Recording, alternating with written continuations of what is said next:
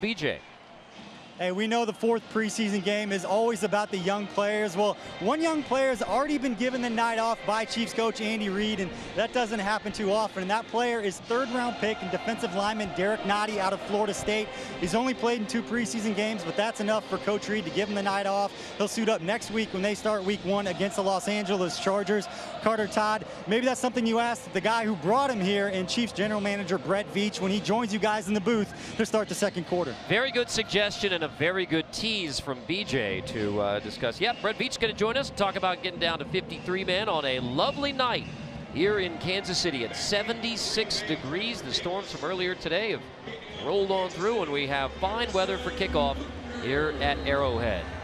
Chiefs won the toss and deferred, so the Packers will receive. And Andy Reid in preseason game number 4. One of his emphasis, not only playing the younger guys, playing the guys who, even if they're not going to make the Kansas City Chiefs roster, chance to put on tape for all the other NFL teams who may be looking to fill out their rosters and practice squads. So the Chiefs defense will be out first as the Packers get it just inside the 25-yard line. So, now, Todd, obviously preseason games are a little bit wacky when you try to figure out what to watch for, presented by the University of Kansas Health System, the official healthcare provider of the Kansas City Chiefs. Yeah, well, we already heard about Nottie not playing. We're going to see a bunch of the other rookies play tonight. Depth at wide receiver is going to be a big key. We've got to watch, especially towards the bottom when you start to talk about J.U. Chesson and Garrett Dietrich, and then finally the running back position, Dieter, I should say, the running back position, as I race through that. We've got a bunch of Williams still on the roster. Darrell Williams, I think, out of LSU, the rookie, trying to make this team. It's going to be a big night for him. The pressure on the outside, and the tackle made by Dorian O'Daniel, one of those rookies who's trying to make it. Yeah, we will be talking about all those spots through the night. I think one of the tough things to evaluate about this defense is you do have so many moving parts. I mean, Ragland and Hitchens just coming back last week. Bob Sutton hadn't had. Eric Berry won't again play tonight. So you got to make evaluations both from Bob Sutton's chair and Brett Veach's chair and Andy Reid's chair without getting a whole lot of reps for the guys that are going to be there in the regular season. Right, well, they know the starters and most of the two deep, if you will. I think tonight is a lot about which rookie's going to stand out, who's going to make the final 7-10 spots on the roster. And I think the secondary is going to be an area we really have to focus on. Clearly, that has been an area of disappointment so far this preseason, but should continue to improve as some of the front 7 comes back and the pass rush becomes a little bit more consistent. Holding. Offense, number 64. 10-yard penalty. First down. Brad Allen, our referee tonight. That penalty will negate the big run by the Packers offense. So, I mean, as we're talking about 53-man roster and Saturday and 3 p.m. and those decisions, you think there's still some of the guys are going to see, especially in the secondary and a corner tonight, have a chance to get some serious run in the regular season? I think you could wind up seeing it because, you know, they're looking for guys. And obviously, Kendall Full at the corner position. Nelson comes back at the other spot. Ooh, there we go. And there's a pick at the 45-yard line and a chance for a run back. Single safety at the back of the D, and it's picked off Armani Watts, the rookie from Texas A&M, the 4th-round pick. And Watts read that the whole way. He did. As you said, single high safety, a lot of cover one as they do. Watts has struggled recently. That's a great way to start this night for Armani Watts. Takeaway by the D. This guy, so aggressive and physical versus the run. Enough range in the deep secondary. He ran a 4.64 in his 40-yard dash. Not the fastest time, but he has fast eyes. He's instinctive. He gets the ball, and he was a playmaker in college, too. 10 interceptions you saw there. If you give him an opportunity, he's going to finish the play. We got this one from Brett Veach that he played over 3,100 snaps at Texas A&M. So I imagine you saw a lot of Armani Watts, which all the tape do you watch on these guys? Yeah, and he played 49 snaps in the first preseason game. It's the most of any of the defensive players. And then it's almost like you started to see a decline in the snaps that he was playing. Partly because game 3 is a lot of the starters, but it's good to see him out here regaining some confidence in this 4th game, and he's going to have to be a big part of their future moving forward, especially with some of the injuries that they've already had at that safety position. And so a takeaway by the defense. That'll hand the football over to the offense. Chad Henne gets the start in preseason game number 4. The 11th year pro out of Michigan. And it is Henne handing off to Damian Williams with a good push on the right side. I've been so impressed with Chad Henne. This guy's played 6 games since 2013. And so you kind of, as a backup, he was with Blake Bortles for a while. He kind of worked through, Blake's struggles, and it helped him as a veteran quarterback. But if you don't get game experience, it's tough to stay sharp. And he's come here and he loves this system. He loves how they've utilized him. He's gotten into a rhythm every single game he's played, and he's really protected the football for the most part. And I think he's been as good as you can be as a backup quarterback in this league during the preseason so far.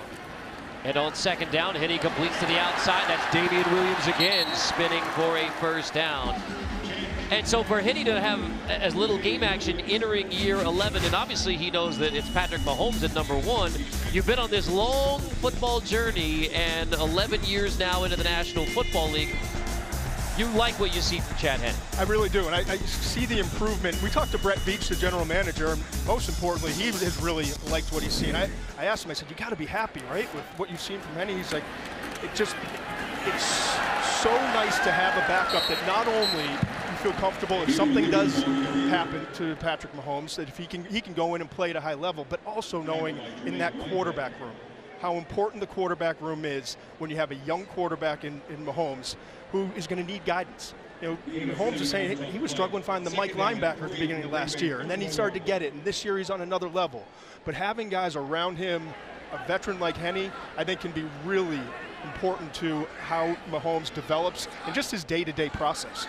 We talk so much with good calls about the Mahomes to Hill throw. 69 yards in Atlanta. That is complete. Demetrius Harris was suspended for week 1 but playing here in preseason game number 4. But when Mahomes threw the interception in Atlanta, it was back to the sideline. The first person there to talk to him was Chad Henne, and the next drive ends in one of the most remarkable throws anybody's seen in a long, long time. Well, think about for Mahomes for a second. You come into the league, you have one of the premier quarterback coach and offensive minds in Andy Reid.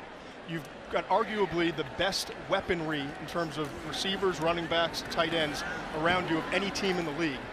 And you go from Alex Smith being able to watch a guy who's a veteran and a really cerebral player and knows the process, and being able to study him day to day, then you get the starting job and they bring in a player like Chad Henne who's going to work with you and help develop you. So I think for Mahomes, you really can't ask for a better situation than what he's been brought into with that first year, and now having a veteran quarterback that backs him up and is comfortable backing him up and is not trying to work to get his job. And how good is our 65 TPT team that immediately upon mention of that throw, available? Henne hit as he throws, complete. That's Alex Ellis finding his way inside the 10. Ellis dives down to the 5. First and goal Chiefs, the second-year pro from Tennessee. He looked impressive in warm-ups. He is ready to play in preseason game number 4. You see here, coming out in number 82, going to get off the line of scrimmage quickly. And then what I love is Henne's recognition. He diagnoses the coverage immediately. He sees that he's got the crosser with the tight end coming across, and then gets the ball out just in time right before he takes the big hit. The look in Hypermo brought to you by Bud Light. Longest offensive play of this opening drive for the Chiefs. The defense gets a takeaway. The offense has first and goal. Handing off, Henne. That's Daniel Braverman, first-year pro out of Western Michigan. He's actually drafted by the Bears. Gets a couple. So second goal from the 3. Eric Bieniemy, offensive coordinator, there with Andy Reid. This is the start you want, and you want to finish drives. It's been an issue during some of these games so far in the preseason. They've been able to sustain long drives and not finish them. You'd like to be able to finish here. One of the discussions coming out of Chicago in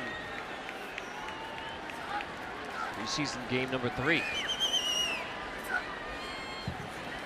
Henne's second goal, zips it, slant is incomplete. Intended for DeMarcus Robinson. So third and goal. And so, Todd, just like you said, I mean, you come out of preseason week number 3 and say, all right, we need to get in the end zone. Not on this one. Yeah, that ball is a little bit low. You'd like to see Robinson pull it in, but it's difficult on a quick hitter like that to be able to adjust the ball thrown below your knees. Robinson's one of the guys that you feel strongly about. He's on this team. He's going to be part of the rotation. He's out here getting a little bit more run tonight. And he was 3 for 3 prior to that incompletion. Third and goal. Henne looks the other way. Touchdown, Kansas Kansas City Chiefs. Demetrius Harris holds it in. A perfect start for the Chiefs. A takeaway on defense and the offense into the end zone. Chad Henne to Demetrius Harris. Andy Reid said, all right, he's going to need his run tonight after he has to sit week 1, and Harris is into the end zone. They flex him out wide there to create the one-on-one matchup that they want. Harris is a guy that you're going to count on to be that number 2 and create some of these mismatches that you have with Kelsey, and then you see Mahomes liking what he sees. He's the guy in the visor tonight, running down the sideline to congratulate Chad Henne and the offense. 7 on the board to get it started for the Chiefs. Chad Henne, 4 for 5 on the opening drive. It began with the defense. The tested secondary. Watts has the pick. Henne has the TD pass to Demetrius Harris. At KC area McDonald's or online at shop.chiefs.com. Proceeds benefit Ronald McDonald House Charities of Kansas City. Visit chiefs.com/Red Friday for details. All in red here at Arrowhead tonight. Good showing and an excellent showing by the Chiefs so far. Armani Watts has an interception. Chad Henne has a TD pass. Aaron Springs had a nice tackle on the opening kickoff. So the second kickoff for the Chiefs, always a good sign. To across the 30-yard line, and a nice shoestring tackle at the 35. We'll check in with BJ. Guys, when you were mentioning Armani Watts' instincts earlier, that was the one thing that really stood out in talking with Brett Veach right after the draft. We had a chance to go into the film room and spend some time with Brett talking to us about the different guys they drafted, what he liked about him. And there was one particular play against Arkansas last year where Watts came across, basically had the game-winning play, came over and made the interception. We may have spent 25 minutes on that one play where Brett was running through things. It showed all the instincts, Todd, that you were talking about, and was one of those 16 turnovers that Watts created during his time at Texas A&M. I love the film room when you literally you could go through one play an infinite amount of times and still find something fresh in there. Get the wide view, tight view, slow-mo, rewind, and wear that clicker out. Brett Veach certainly does. All the guys I know around the league, he's one of the more respected evaluators when it comes to just breaking down tape and finding players, and then, you know, as a scout growing up, pounding on the table and believing in what he saw, and that's why he's risen to where he is today. Visit with Brett in this first half. Tackle made by Dorian O'Daniel. By the way, on special teams, that was McKenton Julian who made the potential touchdown-saving tackle, and those special teams moments are just as important, maybe more so than anything else. He doesn't make that might be 6. So that's, you know, that stands out, and it's something that you see with the effort, the ability to get back into play, the closing burst, and then the ability to make the tackle when you're not in a great position to finish off the kick returner. Dave Toub, now assistant head coach as well as special teams head coach, and has a big voice in those decisions as to who's going to be making the 53-man. That's T.Y. McGill, 4th-year pro out of NC State, who makes that stop. McGill's played well. All of these backups have played well. You know, just watching the last few games, being at the game in Chicago last week, whether it's Mike Purcell, McGill, we've seen flashes from all of these guys. Justin Hamilton's another one. So they've got some tough decisions to make. You know who the frontline players are. I think the deepest group on this team right now may be that interior defensive line group. And they're going to have to cut some good players that wind up on some other teams or try to get them on the practice squad and keep them. On second down, stretched out again. Tough running. Stephen Charles makes the stop. 5th-year pro out of the University of Regina in Saskatchewan. It's hard to root against some of these guys. Right. You know, he plays in Canada, and he comes and works out for the NFL. He doesn't get to go to the regular combine. He goes to a regional scouting combine. He's a 2nd pick of the CFL. He gets some tries in the NFL, and he's bounced around to the Titans, the Bills, for 3 years, the Lions, Jaguars, and now with the Chiefs. So this guy's a journeyman already just a few years in. On 3rd down. Pressure. And room to scamper and run, and that will be a first down. DeShone Kizer takes off. Dorian O'Daniel makes the stop for the Chiefs. Back him into 3rd and long, and DeShone Kizer manages to scramble to move the chains anyway. And Deshaun Kaiser, he's got some mobility. He's a big, strong-arm quarterback out of Notre Dame. You saw the pass rush come from the left, or his left side, with Breland Speaks. Wasn't on the opposite side able to get support, and so break contain, and Kaiser picks up a big first down.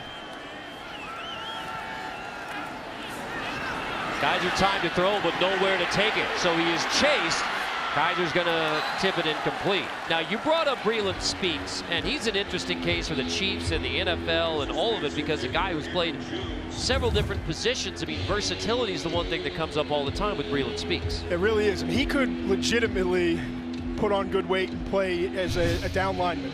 You can play him with his hand in the dirt, as I talked about earlier, if you're going to go to a four-man rush, and then he can play off. And so that versatility is hugely important. What he's got to do is maintain discipline and work as hard off the field with his conditioning and with his the food and diet as he does on the field during game day. Because you'll see he's got a great motor when you study him on tape and watch him in these games. And so that's part of the step for Breland Speaks is, all right, we know what you can do on tape, we know what you can do on film. We want to build you into a pro that's going to do this for a long time. Absolutely. And you've got Dee Ford, you've got Justin Houston. And now he becomes the next guy, and right away it provides depth. And you need depth throughout the season with pass rushers. You always hear the phrase, it's cliche, but cliche is true. You can't have enough pass rushers in this league, especially guys that can win with quickness and can win with power, and you can move them around too. So he brings Bob Sutton a lot of versatility.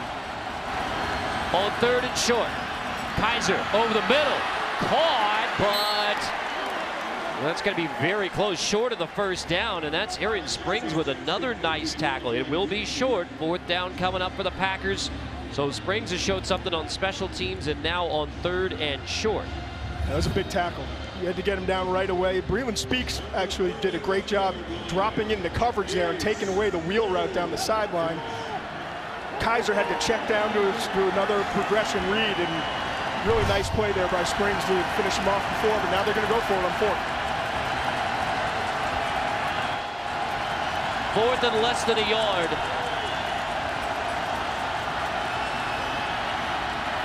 Kaiser wants the end zone. Kaiser deep shot. It is caught for a touchdown. Beat on the back end again. The Chiefs secondary, and a breakdown. Tremont Smith in coverage, and the Packers are into the end zone. Kaiser to Geronimo Allison. And the protection was there. Chiefs couldn't get to the quarterback. Kaiser had all the time in the world, and eventually Smith had a breakdown in the back end of coverage. But it really starts up front, I think, for the Chiefs there. You need to get more pressure on Kaiser and not allow him to survey the entire field about 5-6 seconds in the pocket. 7-7. Andy Reid, the Chiefs, try to figure it out. Field. He's got a little bit of traffic in front of him. There's a read and a decision he shouldn't make, and then he overthrows it. And Watts is there in position by studying his eyes and staying with the play. He's able to close quickly and finish on that interception. So the first possession by the Packers, the interception. Then Chad Henne leads a 9-play, 51-yard TD drive. And then the Chiefs defense allows a 9-play, 65-yard drive, 31-yard TD pass on 4th down. Chad Henne already has the hat on, so we'll likely see Matt McGloin and Chase Litton the rest of the way. Take that as a good night. That's right. You go 4 for 5, opening drive TD. Tip of the cap. Vaughn Smith is back from inside the 5. Smith sprinting ahead, lays a lick as Smith gets near the 30-yard line. Introducing Kingdom Blonde Ale by Golden Road Brewery, a clean, crisp beer brewed for Chiefs Kingdom. Be sure to enjoy a glass of Kingdom Blonde Ale during your next visit to Arrowhead. Please drink responsibly. That's cool too. Matt McGloin's going to take over, so Chad Henne has the 1 series 4 for 5 TD. Shut it down, and we'll get into the battle for the 3rd quarterback spot between Matt McGloin, the veteran from Penn State, 5th-year pro, and Chase Litton, the rookie from Marshall, where now it is Matt McGloin And he's handing off to Darrell Williams, the rookie out of LSU. So what do you see out of Matt McGloin and what he brings to this Chiefs team potentially? Well, I'm surprised based off of my college evaluation that he's still hung around this league. He started 7 games early in his career, but has only started 1 since his rookie year. He's a guy who fits well in this system. He doesn't have a big arm, but he can move around in the pocket. He's been around the league. He understands what he's seeing defensively. He's really good in the quarterback room too, which is something you have to really consider when you get to that third quarterback. For a guy who walked on at Penn State and then undrafted free agent, boy, that is a nice, tough catch by DeAnthony Thomas. Thomas goes over the middle and somehow hangs on to that football. That's a tough catch from DeAnthony Thomas. It's good to see him back. You know, DeAnthony wasn't playing early on, a little bit nicked up, came back against Chicago, and they really need him as another weapon. I shouldn't say need. They have plenty of weapons, right, but they really enjoy having him in the small little package that he has. And on special teams, he's become a terrific player in multiple facets of special teams. Looking Hypermo brought to you by Bud Light.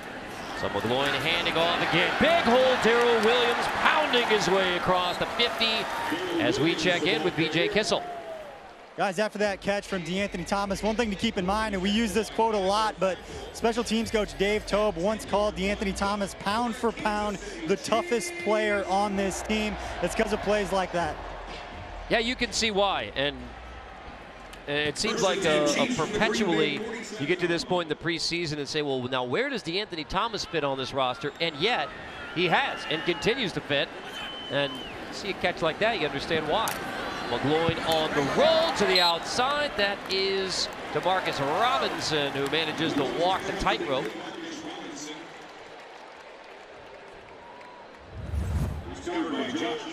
Really nice throw. It was close. Yes. Oh, that's what I was waiting to see. Now, actually, I don't think it's good in the college game. I don't think it was close, but it's going to be a completion anyway. So, and now here we go. Yeah, it's going to be a challenge. And while I take a look, we'll step away for a moment at Arrowhead. Four-time Grammy and multi-award winning. Support your favorite Chiefs players' cause by purchasing tickets to the My Cause, My Cleats game on Sunday, December 9th, when the Chiefs will take on the Baltimore Ravens at Arrowhead Stadium. $10 of every ticket purchase will be donated to a player's cause of your choice. For more info, visit Chiefs.com/MyCause. My Cleats. Reviewing that last catch by DeMarcus Robinson was ruled a catch. We'll have an announcement shortly. I'm just going to go ahead and say I didn't anticipate that being very close. Thought it was incomplete. After reviewing the play, the ruling on the field stands. Green Bay is charged with his first timeout and his first challenge. Yeah, I thought it was a catch all the way. Yeah. Todd wins that round. No question about it. No. I agree with you. Let's see. He's got possession right there. Okay. Okay. And one. Oh, it's a catch. Yeah, that's a catch. Maybe one where they didn't have a clear look, but regardless, it's a catch. 2nd and 5 to the outside. That's Thomas. Blown up by the Packers on the screen, trying to get it into the hands of DeAnthony Thomas. That's going to bring up 3rd down. DeAnthony Thomas, 5th year out of Oregon. And right after we talked about how special teams was important, I mean, that's how DeAnthony Thomas has made his hay in the National Football League. Yes, talented receiver, but you add in the special teams piece, that's why he keeps hanging around. Yeah, and we talked to Andy Reid, and he said they want to keep 7 receivers. And you start to look at it with Tyreek Hill, Sammy Watkins, Chris Conley, DeMarcus Robinson, they're locks. DeAnthony Thomas is very likely. Then you've got Marcus Kemp, J.U. Chasen, Garrick Dieter. I mean, there's a lot to sort through there for that 7th spot. It's going to be very interesting to see what Brett Veach, the general manager, winds up doing in terms of keeping these guys. And then if you want to put 1 or 2 on the practice squad, will they pass waivers and wind up still being on your practice squad? Or is another team going to try to bring 1 or 2 of those guys in and put them on their 53-man roster? Jay Samaro makes that grab. He's in the fight for the 3rd tight end spot for the Chiefs. But yeah, that's an interesting aspect of it. You want to have as many good players in your roster, but you start practice squad, and that's when it gets thorny for everyone in the NFL. Can get plucked. This is Matt McGloin's first drive at quarterback. Chad Henne had one drive, resulted in the touchdown. McGloin, play fake. McGloin's going to take a shot. Jay Samaro again. And this is why, coming out of Texas Tech, Jay Samaro had so much attention. Big hands. He's been inconsistent. He's got to improve a little bit as a blocker, but the athleticism, the size, and the ability to make tough catches in traffic are there. So it's kind of frustrating because the player I thought he was going to be has not become yet. But there's clearly a lot of potential there when you talk about Amaro. 25 yards on the last 2 plays of the Chiefs to end the first quarter. CX now at Ticketmaster.com. 8th play of the drive coming for the Chiefs. It was on the 9th play of the drive, opening drive, that Chad Henne had the touchdown pass. So now Matt McGloin in his first possession, as Matt McGloin and Chase Litton battle for the number 3 quarterback spot. We're joined by Chiefs General Manager Brett Veach. Thank you, Brett. We're having fun talking about the roster and the what have you. We get to have fun with it. Yeah. I know it's some tough decision time for you. Here's a toss to the end zone. McGloin and overshooting DeMarcus Robinson. So, all right, preseason game number 4. What are you looking for, and what are you specifically looking at tonight? Yeah, it's just another opportunity for our young guys to go out there and showcase what they can do, and we're excited about this rookie class, and we also have some undrafted free agents that I think have a really good shot to make this team. So, again, it's just another opportunity for those guys to go out there and show us what they can do. Well, we talked on the call the other day about your depth at running back and how you evaluate not just ball in the hands, but I mean how you go through when you have depth at a position like running back, how you evaluate to get to 53 at that specific position. Yeah, no, we're fortunate. We got a nice crew of running backs, and I think one thing that you'll notice about our running backs is from Kareem to Spencer to Darrell to Damian, they're all 220. They run downhill, they run with some authority, and they can all catch the football. That's one of the things that we put a big priority on, just being able to catch the football out of the backfield. Obviously, we're going to throw the ball a lot. We're going to have a lot of fun with that, but these guys are going to be a big part of the passing game. And so these guys are 220, they run downhill, and they can catch. Darrell continues to make this a difficult choice for you, huh? Yeah, no, he's having a great camp, and we're super excited. You know, he was a guy that when we had drafted Khalil in the 6th round and we didn't have a 7th round pick, we didn't think he would get to free agency, but he did, and fortunately we had a good, strong presentation to him after the draft, and we were very fortunate we were able to get him, and we've had success now with LSU running backs from bringing Spencer Ware in here, and Darrell's following suit with that. Wide receiver is another position where it's never an embarrassment of riches when you're in your position, but certainly you got a lot of good players and got some tough decisions, I would think, to make when it comes to the final few players. I mean, we know about the Tyreek Hills and Sammy Watkins and Chris Conley, but then we're talking to Andy Reid, and obviously you know, they're talking about maybe 7 wide receivers on the roster. How do you make those tough decisions when it comes to some of the back-end players like a J.U. Chesson or you know, all the guys, Demetrius Robinson, so on and so forth. Yeah, I think those decisions really follow suit with the other positions and what these guys can do in regards to versatility. Can they line up and play multiple positions? And then certainly special teams. I mean, it usually comes down for the last 6th spot, 7th spot. These guys will have to line up, be gunners, cover kicks, cover punts. So certainly Dave Tobe and I and Coach Reid will get together, but special teams will have a big say in that. And it's very close, but again, we're fortunate to have some talent there to work with. We had some injuries on the defensive side, but you got your inside linebackers back against Chicago last week. Anthony Hitchens, Reggie Ragland. What did you see from him in that game, and just kind of your overall assessment of the defense so far this preseason? No, we're really excited about those 2 linebackers. We were very fortunate to execute a trade last year with Buffalo. We brought Reggie here, and you know, Reggie was here for a few weeks and got into season form midway through our season. Right. And he had a strong OTA, and then we signed Anthony. And so we were excited about them, bringing them to training camp. Reggie had a little setback early on, and Anthony was flying around. And then as soon as Reggie was ready to go, then Hitch had a little bit of a setback with a hamstring. And but we were excited to get him back out there. Now, last week versus Chicago was really the first time that they played together in pads in the season in a game format. So they were knocking a little rust off the tires yesterday. But we're really excited because now they're both full go and they'll be ready for week 1. It seems like to me they complement one another really well. Yeah, well, they're both really intense. And, you know, we talk about, the quarterback on offense and those linebackers are really the quarterback on defense. Both those guys are excellent communicators, and both those guys are intense, physical guys. They're always carrying around a playbook. They're always carrying around an iPad, and they really set the tone on the side. And they really complement one another because they're really wired the same way. They just love football, and they're all football all the time.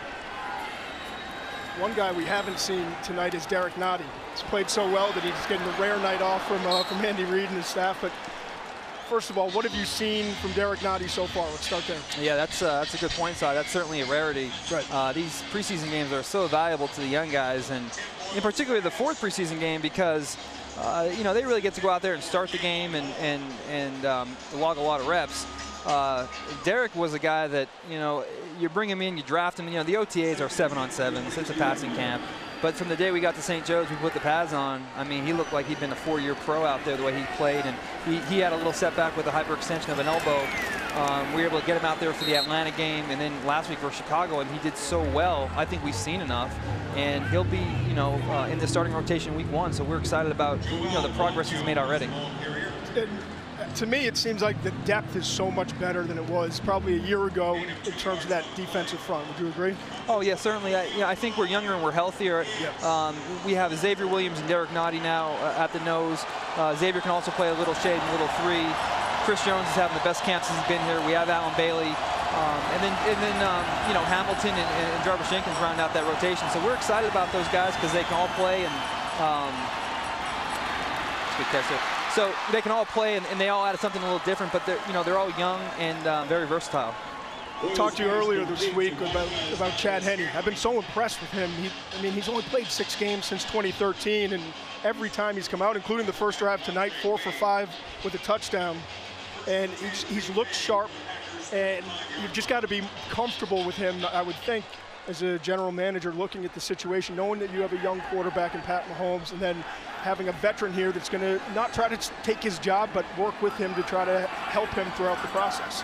Yeah, no question. Well, first off, he's from Pennsylvania, so I'm. There you go. He's good. I joked with Coach when we were trying to get him here for agency. I said, hey, listen, he's a PA. He's a quarterback PA. Yeah, I mean, we're good. But no, when we got here as a staff in 13. We learned quickly. We brought Alex Smith in here, and we had Chase Daniels. And even though Alex was a veteran, it was his first time playing in Kansas City, first time playing in the Coach Reid offense. And I think as the season went on, you got a chance to see exactly how valuable that position is. A lot of times these coaches, the head coaches on the field, watching the defense, the coordinators in the booth, checking the iPads, checking out the schemes and the coverages. And really, that veteran quarterback is a guy that is really sort of a coach out there. And especially, we have a young quarterback, starting a young quarterback. Some of the dialogue they have on game day, on the field, and throughout the week, again, I got to see it firsthand how valuable that was with Chase and Alex. So Chad is in that same mold. He's smart. He's played a lot of football. He's already groomed some young quarterbacks with Blake Bortles in Jacksonville. So we're super excited to have him, and he's been a great addition to the Chiefs. Now, speaking of all football all the time, Trent is right now watching Northwestern Purdue. Todd is off for Washington, Auburn. And here's the great part about this time of year. You're turning the page. You're getting ready for 53. You're getting for that huge cut on Saturday, putting your roster together. And you're also, at the same time, diving into every single college prospect that you may be seeing down the road. Well, so all football all the time, it's on.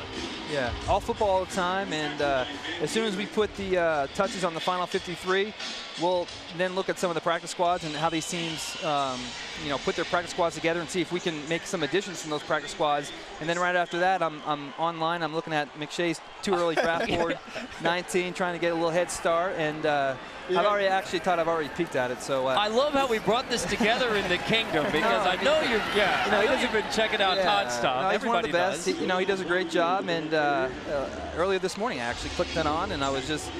Hey, it's going to be a good D-line class, right? It's good D-line class. I got the username and password. All right, good. No, he does a great job, and I'm obviously a big fan of his. So it's always good to get started we all are. Football. Yeah, we all are. Yeah, no doubt. Well, let me ask you this: going back to the college stuff, and now you've started that side of the process, but it's got to be hard, just from my perspective, looking into each of these 32 front offices. You go from 90 to 53, and yes, you have 10 practice squad guys, but you can pluck other players off practice squads. there's got to be so much work to try to figure out. You're almost 40 players per team, 32 teams. Those numbers add up quickly. Just trying to look around with your whole staff around the league of who's available, who's on the practice squads, and is there anyone out there that maybe could help us upgrade? Yeah, and you know, really, since we were just about to leave St. Joe's and the preseason game starts, it's really nonstop all the time. We're just, every time a new game comes in, a team plays a game, I mean, we have the tape on and we're logging names, we're tagging names, we're basically building a draft board with bubble guys. Right. I mean, that's kind of what we do. And, you know, we have it tiered by how many years in the league. Are they a vet? Do they have practice squad eligibility? Are they a roster guy, a bubble guy? How they fit, how they would fit the puzzle in regards to our roster. But if you were to go in our draft room right now, we have a board position by position, and it looks just like our college draft board. And you know, our guys do a great job, and we're in position to make moves. But, you know, we talked about this too. It's kind of a give and take where it is a lot of work. There are a lot of names late because there's not as many cut periods. But at the same time, you know, there are more opportunities for us to evaluate our own guys and, you know, to keep other guys healthy where you have the numbers and you can really make it through training camp. I think this gives me an idea for Todd McShay's way too early draft board for getting to 53. I think this may be a whole other. No, I'll leave that up to Brett and the professionals. No. I know he's got the Houston guy, the Bosa, and the Michigan guy. A lot of defensive line. Yeah, so it's a big defensive lineman class, and I had a chance to watch some of those guys over the summer. They're really talented. It's going to be a really good defensive line class, and you know, that's always a fun time of year. And it's good for you. There's not a great quarterback class. Yeah, I think we're good there. So, yeah. check on quarterback. Brett, thanks for the always visit. a pleasure, Corey. Yep. It's always a blast. Yeah, my pleasure. Yep. We can talk football all day long. I guess that's what we're doing. I guess that's what we're doing. Just talking football. Fun stuff. And let's see if the Chiefs can get a stop here. It is tipped and batted away, incomplete. Nice finish. Brett Veach, big weekend ahead for Brett Veach and the front office folks here in Kansas City. That was knocked away by Arian Springs, who has made some nifty plays at the goal line. Great job getting his left hand in there, not making contact with the receiver. That allows him right at the last second to knock that ball out. That was a big play right there at the goal line. That look in hyper mode brought to you by Bud Light, bringing up 3rd and goal for the Packers. Chiefs gave up a touchdown on the last Packers drive. Toss short of the goal line. Stretching, knocked down short, and this is going to be 4th and goal coming up, and it's Ben Niemann coming up with another huge play from his inside linebacker spot for the Chiefs, as he has all preseason. I love this dude. I mean, he's just the fast eyes to diagnose that play. Shows a little closing burst there, and then knowing that he's got to get low and chop out the legs, and is able just at the last second to bring the runner down. Saves the touchdown there with his last-minute effort and ability to make the tackle. So 2 of your undrafted free agents make huge plays to force 4th and goal, but a touchdown nonetheless, and a quick hitter. Tim Boyle with a TD pass. Robert Tonyan on the receiving end. And so Niemann makes that great play on 3rd and goal. A little quick pitch action there by the Packers to get in the end zone on 4th and goal. Yeah, it's just a quick read, the old pop pass. There's clearly a breakdown in coverage there, and Green Bay's able to take advantage.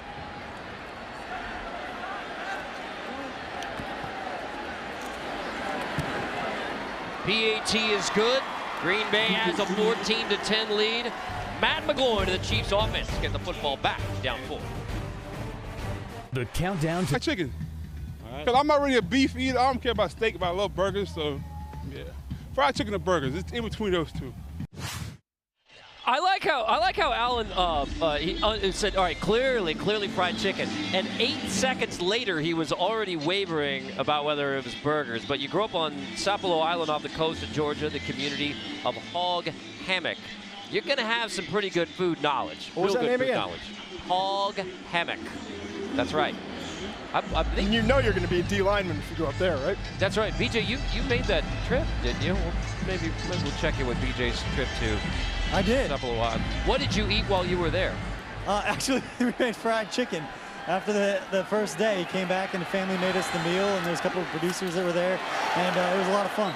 That does sound like a lot of fun. So you understand why Alan would have a hard time giving up that fried chicken? Yes, absolutely. That's good. I could use some. I could understand that as well. I'm not even going to get into BJ and feeding BJ on the sideline. That's I've heard about that. This is the 4th preseason game. This is what this is about.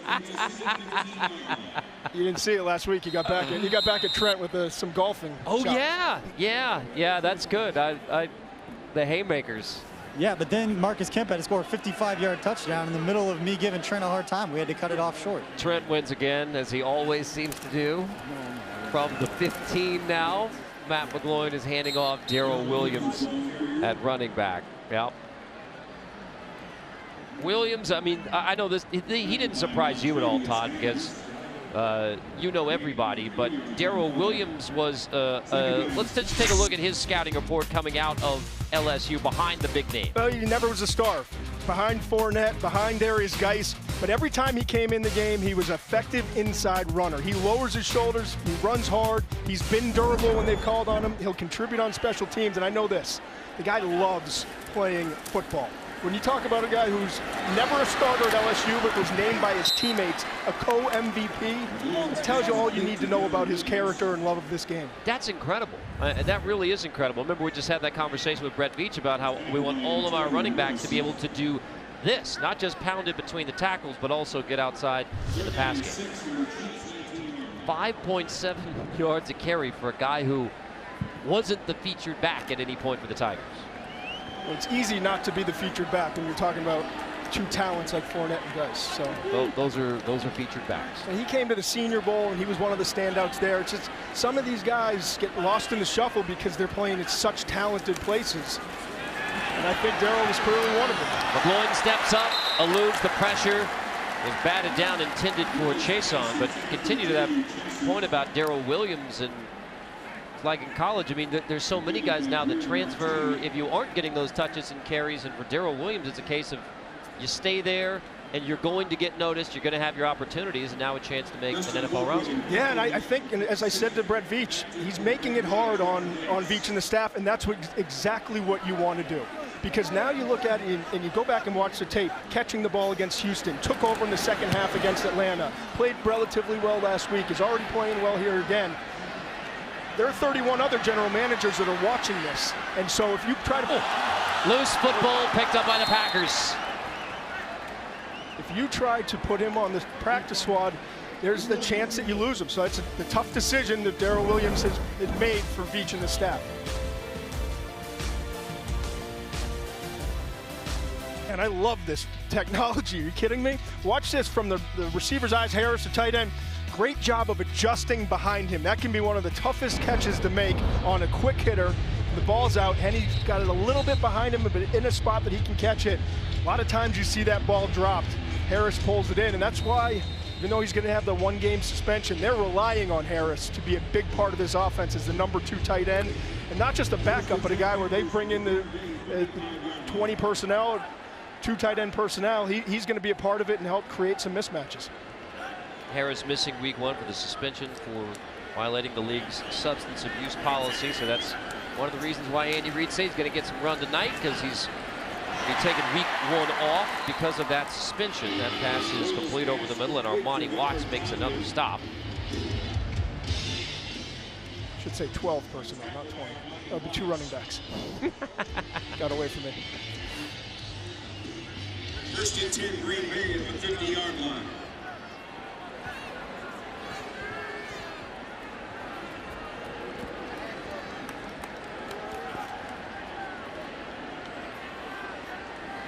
On first down. Boyle, long shot, and that is incomplete, out of bounds. And we check in BJ Kissel and a very special guest.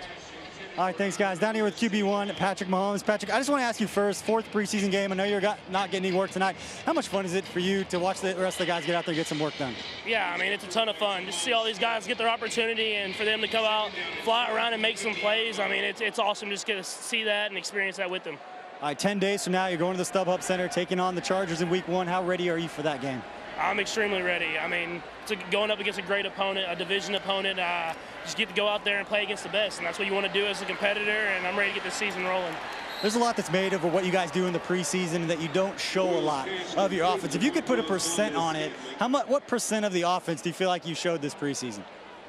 Only like 25, 30%. I think we use like our first and second install, if that, and then we have, I think 13 of them in camp, so that just puts a little bit of marker on there. There's been a lot made of all the offensive weapons you've got, from Kareem Hunt to Travis Kelce to Tyreek Hill and Sammy Watkins. If you were a defensive coordinator, how would you try and stop all the weapons that you guys have? Yeah, I mean, they're going to have to choose what they're going to stop between the run game, the pass game, and in the pass game, there's so many options. I mean, it's hard to even choose on that one. So we're really just going to try to distribute the ball to everybody and let all these guys make plays. All right, and last question. I want to settle this debate because I've seen it on NFL Network. We've talked about it locally, the nickname. We're going to settle it right here. Can we just stick with Showtime? Can that be the nickname going forward? Yeah, I like it. I like Showtime. That's what I've had growing up, so we'll stick with that one. Patrick, Showtime Mahomes, that is what we've got. Thanks, Pat. Appreciate it. I love it. That would make Jackson like Showtime Jr., little Showtime. That's his brother Jackson, who's focusing on basketball right now in White House, Texas, near Tyler. And all the screaming this summer, Pat Mahomes. Yeah. He's starting to sound like LSU head coach Ed Orgeron. We need to send down one of the lines that just down through Patrick. I'm losing my voice, and his is getting stronger. Yeah, the Mahomes family, I think they've got it covered. I mean, with Dad, Major League Baseball pitcher, Patrick, NFL quarterback, and Jackson is a burgeoning basketball player. Pretty well covered in the Mahomes family. Inside the 10. That was a 39-yard pass interference penalty called on Will Redmond. It's going to... That was tough. I thought he was in decent position. He kind of got his head around right at the last second, got his hand up. I didn't think it was interference because both guys are kind of pushing off each other. You see that? And that's supposed to be legal. That's what the referees say. If they're both going at each other with their hands and hand checking one another, then they should let that play go. I thought that was one that you let go. And instead, 39-yard penalty. First and goal, Packers. Tim Boyle at quarterback for the Packers now. And that is a Packers touchdown. So after the 39-yard pass interference penalty, it gets easier down near the goal line for Green Bay. Aaron Jones is into the end zone for a touchdown. And the Packers are racking up points early after that opening interception. It's been 3 straight TDs. Yeah, I think the thing that stood out on this drive, and not the interference as much, is I think Bob Sutton's going to go back and watch this tape with his defensive staff, and some frustration about missed tackles. In position, you know, the scheme has you there, you're in the hole, you've got to wrap up and finish. And you saw a few missed tackles on a few of those runs on that drive by Green Bay. Well, the Chiefs fans watching at the Peanut, disappointed so far, but it's still early. You in. Ticketmaster, the official marketplace of the NFL and the Kansas City Chiefs. Carter Blackburn, Todd McShay, BJ Kissel back to watch the Chiefs and the Packers. Trent Green watching son TJ play with Northwestern. It's Purdue. How do you think Northwestern stacks up in the Big Ten this year, Todd? I think they're pretty good. Pat Fitzgerald always has those guys going. Clayton Thorson's coming back at quarterback after the injury. Didn't think he was gonna make it back, and Northwestern's, they're always a 9-10 win team, even if they don't have the talent like everyone else. And they've got new facilities. I think they're going to be all right. Byron Pringle bobbles it out the back. That'll be a touchback at the 25. So you're in preseason game number 4. You're not going to see a lot of the big 3 weapons, but that incredible duo all over 1,000 yards.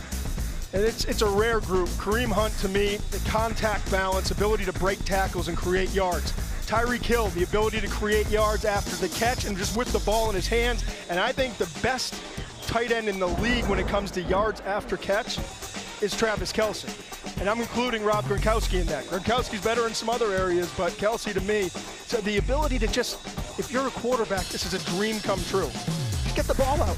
Give him a chance, and you've got 3 guys that create yards like no other triplets in all of the NFL. And I think those numbers, Brett, I was looking at those numbers the other day, the yards after catch comparison. Kelce ahead of Gronk, deep shot, McLeod downfield, hold it, Pringle inside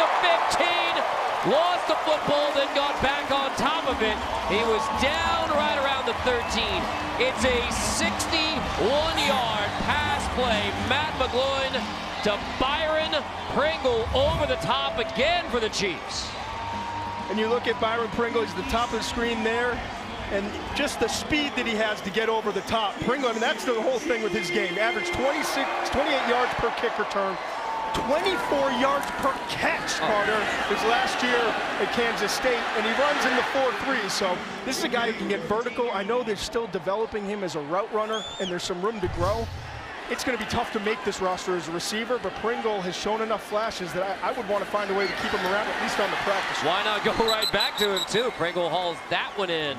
You saw a nice little prompt from Travis Kelce there with a big smile on his face. So I think we're still going to give the preseason edge to Mahomes, Tyreek Hill in Atlanta, but 61 yards on that pass play. Impressive from McGloin to Byron Pringle. So, yeah, I'm sure Tyreek is saying, yeah, all right, now get in the end zone, Byron. Then you can show off your own moves.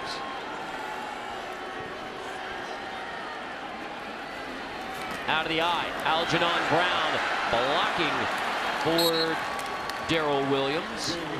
Nothing much doing there.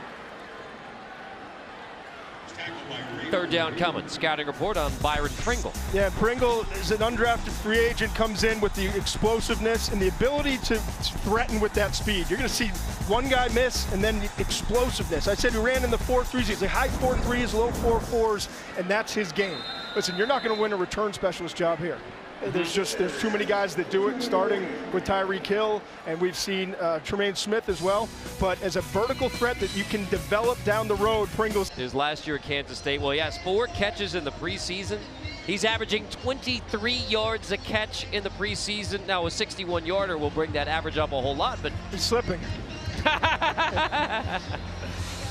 Now that's what he does. I mean, it's the explosive play that makes up for some of the other things in his game. He's got to be a little bit more consistent catching the ball in traffic. He's got to work getting in and out of his breaks as a route runner, but you can't coach some of that vertical ability and ability to create after the catch. And that's why I think Pringle's interesting. I know that early on they were really intrigued with him, and you get to more of the starters and you just didn't play a whole lot. But this is an outstanding opportunity for Pringle and other undrafted free agents to show that there's a place for me in this league. On 3rd and 4, set up by the 61-yard completion from McGloin. Heavy pressure, McGloin, fade, Williams, touchdown! Darrell Williams hauls it in. Out of the backfield, and Matt McGloin caps it with a perfect toss on the wheel to Darrell Williams. The throw is outstanding. It's just a kind of a teardrop throw in there. What impresses me so much is the anticipation. Just knowing where the receiver is going to be, in this case a running back, Williams, out of the backfield, just a simple short wheel route, and he puts the ball right where it belongs, and Williams continues, as easy as a catch as it was, but he continues to be a reliable outlet as a running back coming out and making catches. He's been very consistent in that regard. It was not a huge aspect of his game in college. Well, for all of these Chiefs who are trying to make a 53-man roster, be it with KC or be it somewhere else around the NFL, they have put up the sizzle highlights that they were looking for tonight, because Matt McGloin goes 61 yards to Pringle with the deep shot over the top, and then the nice touch for the TD to Darrell Williams. Yeah, McGloin had kind of struggled. The team did on a couple of drives in between, but this was clearly his best drive. Throwing the deep ball and showing he has the arm to get it down there, and then the timing and touch to drop it in. Really impressive drive by the Chiefs there. You know, got to 21-10. He started to feel like he was getting away from him again. It was a good drive to show kind of the grit that they had on the offensive side. 4 plays, 75 yards. That's a lot of ground in a hurry, and a successful drive for Matt McGloin. And after Brett Veach told us earlier this quarter, one of the things they're evaluating is pass-catching running backs out of the backfield. Darrell Williams does exactly that with some nifty hands, nifty route running to get in the end zone. Yeah, and you see McGloin there. Listen, he's in a battle.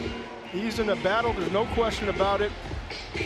With Chase Litton coming out of Marshall, the rookie, for that number 3 quarterback spot. And every piece of good tape you can put out there like he did on that drive is helpful. Touchback on the kickoff from Harrison Buckner. Coming up at halftime, we take a look at the Reggie Ragland's hometown roots and how his family brought him to where he is today. Plus, we hear from Patrick Mahomes as he finishes up his first preseason as QB1. We'll get his thoughts on how his team is coming together. That's coming up at the half. Let's go back to that touchdown again. It's a really good job of that anticipation. Knowing that he's going to break free, knowing that Amaro got a little bit of a screen there, we'll call it, and knowing exactly where to put that ball on the outside so the linebacker couldn't get back in on the play. Looking Hyper-Mo brought to you by Bud Light. On first down, Boyle to the outside. It is incomplete. Arian Springs in coverage there again. Springs is getting a lot of run at corner. The rookie out of Oregon, 6 foot, 205. And getting a lot of reps here in preseason game number 4. He's played well. Everything he's done, he's finishing as a tackler, being in the right position. He's doing a nice job tonight. Chiefs defense has given up touchdowns on the last 3 Packer possessions after the opening takeaway by Armani Watts, the interception. That is incomplete as well. Tremont Smith in coverage with a tough tackle to dislodge. Enforce in a hurry. 3rd and 10. Yeah, and Smith, he gave up the big play earlier when there was just no pass rush, and Deshaun Kaiser had all the time in the world. But with Smith, he's another guy. I mean, the Chiefs love their speed, and you see from Smith, he's gotten a lot of run early this preseason in the return game. Very good ball awareness, very productive throughout his career. Zips that one tipped in, incomplete. One more note there on Tremont Smith. He told the star, Eric Berry, always a role model back to junior high, so it's been huge for him as a Chief. Good, got his hands on the football again. Ben Neiman had the pick 6 in Atlanta, and Neiman has been everywhere for the Chiefs in the middle in this preseason. He's going to want that one back, though. He wants to finish that one off, but I've said it early, fast eyes to get himself in position to go make a play. And coach's son, we've talked about it over and over again. He just knows the game and understands the game. Recruited as a wide receiver to Iowa. Kerwin Williams grabs it just inside the 30. Williams falls forward to about the 33. So with 1:32, Chiefs offense brings it back. McGloin will be back at quarterback. And Neiman, undrafted free agent, didn't get invited to the compound, but you look at the inside linebackers to watch. Dorian O'Daniel, he's kind of an interesting player. He's kind of a hybrid for the Chiefs. He is. He's played a little bit tonight. You see his opportunity. I think that they believe he can be a dime linebacker and can continue to develop. Throughout his career, O'Daniel at Clemson was versatile, and you could move him around. He could cover the slot. He could cover the overhang. You see Neiman there. Those are the 2 that I think are going to wind up making the team. It's interesting, though, with Ukeme and Ukeme Aligwe, I can say that very fast and easily, and Terrence Smith, the 2 players that are kind of still trying to find a spot on this roster and make sure that they're a part of it. I think Aligwe is going to wind up. Terrence Smith has not had the best preseason, struggling a little bit with the ankle, but that's a tough competition there when you start to look at the guys behind Anthony Hitchens and Reggie Ragland. Well, Dorian O'Daniel, you see him there, the 5 tackles already tonight for Dorian O'Daniel. And he was a team captain. He's a tweener, strong safety, outside linebacker, 6'1", around 225 pounds. Tied for the most special teams tackles in the history of Clemson. So right there, you just see the versatility that he brings from special teams and being able to play multiple roles on the defensive side. McGloin, 2nd down, incomplete. We check in with BJ. Guys, you're talking about the inside linebackers, and it was a pretty special last month or so for their inside linebackers coach, Mark DeLeon, as he and his wife, Molly, welcomed their first child, a son, Raphael Joseph, who was born on August 5th, right in the middle of training camp. I talked with Coach DeLeon about it a few times. He was able to go back and forth. He was ready for the team to come back from St. Joe so he could be there every day and get a chance to spend some more time with his son. Awesome, and congratulations to grandfather George DeLeon, longtime offensive line coach in the NFL. He's now the offensive line coach at Baylor, been an offensive coordinator as well.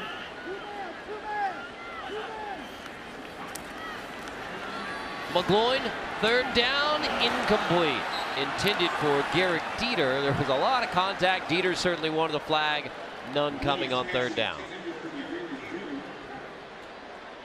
That's not interference, but the one down the sideline, the hand checking was, huh? I think that's what Garrick's saying.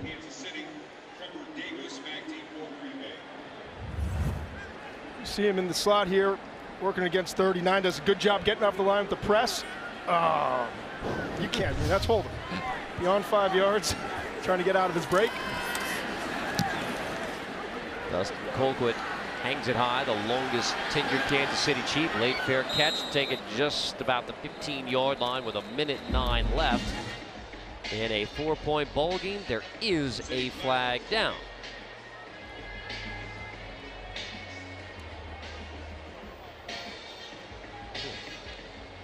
Chance to tell you that the last 8 snaps of this football game, 6 incompletions, 2 punts, 47 seconds of game time. Week 4 of the preseason. It's a treat.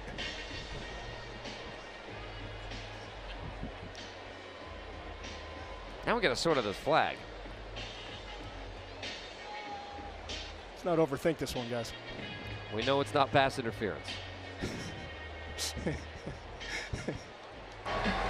There are 2 fouls by the receiving team. Illegal substitution by the receiving team is declined. There's also holding, receiving team number 58. That penalty is administered from the end of the kick, 10 yards, first down.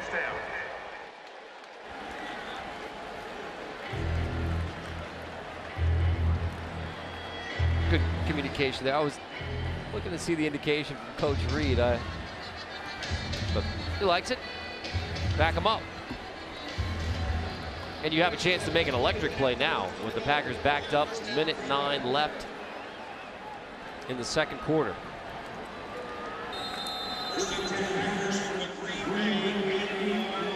Tim Boyle quarterbacking the Packers. We have not seen the $100 million guaranteed man, Aaron Rodgers, as you would expect. That's a good week. You get $100 million in guaranteed money and the day off. Right, that's, man, that's having it all. He's earned it. No question. And if you can earn that much money, then he's earned it. Leon McQuay on the stop. I mean, now this is when it just gets fun. Was that, I believe that was Eric Fisher running zone read down there. I really like that. Nice move. Boyle's going to take the sack. Yeah, I think that was Eric Fisher running a little read option football on the sideline, because that's what you need from your left tackle, is the ability to be a read option quarterback if you really need it. He was selling the fake too. Tyreek Hill's working it with him. He's got a chance. Okay, there you go. Yep. You got to read it. Got to look at that. Practicing the mesh point. Yes. You got to work that mesh point. Now, here we are talking about how Chad Henne is helping the quarterbacks. You're really helping your left tackle. Bro, I don't do the zone read option. Brings almost might know more about running the zone read than Chad Henne does at this point. Yes, very good, very good. The mesh point is just right. He's reading the end, seeing if he's crashing outside or coming inside. He's got it down. He did play Oregon, right? Right, yeah. Exactly. Looks familiar.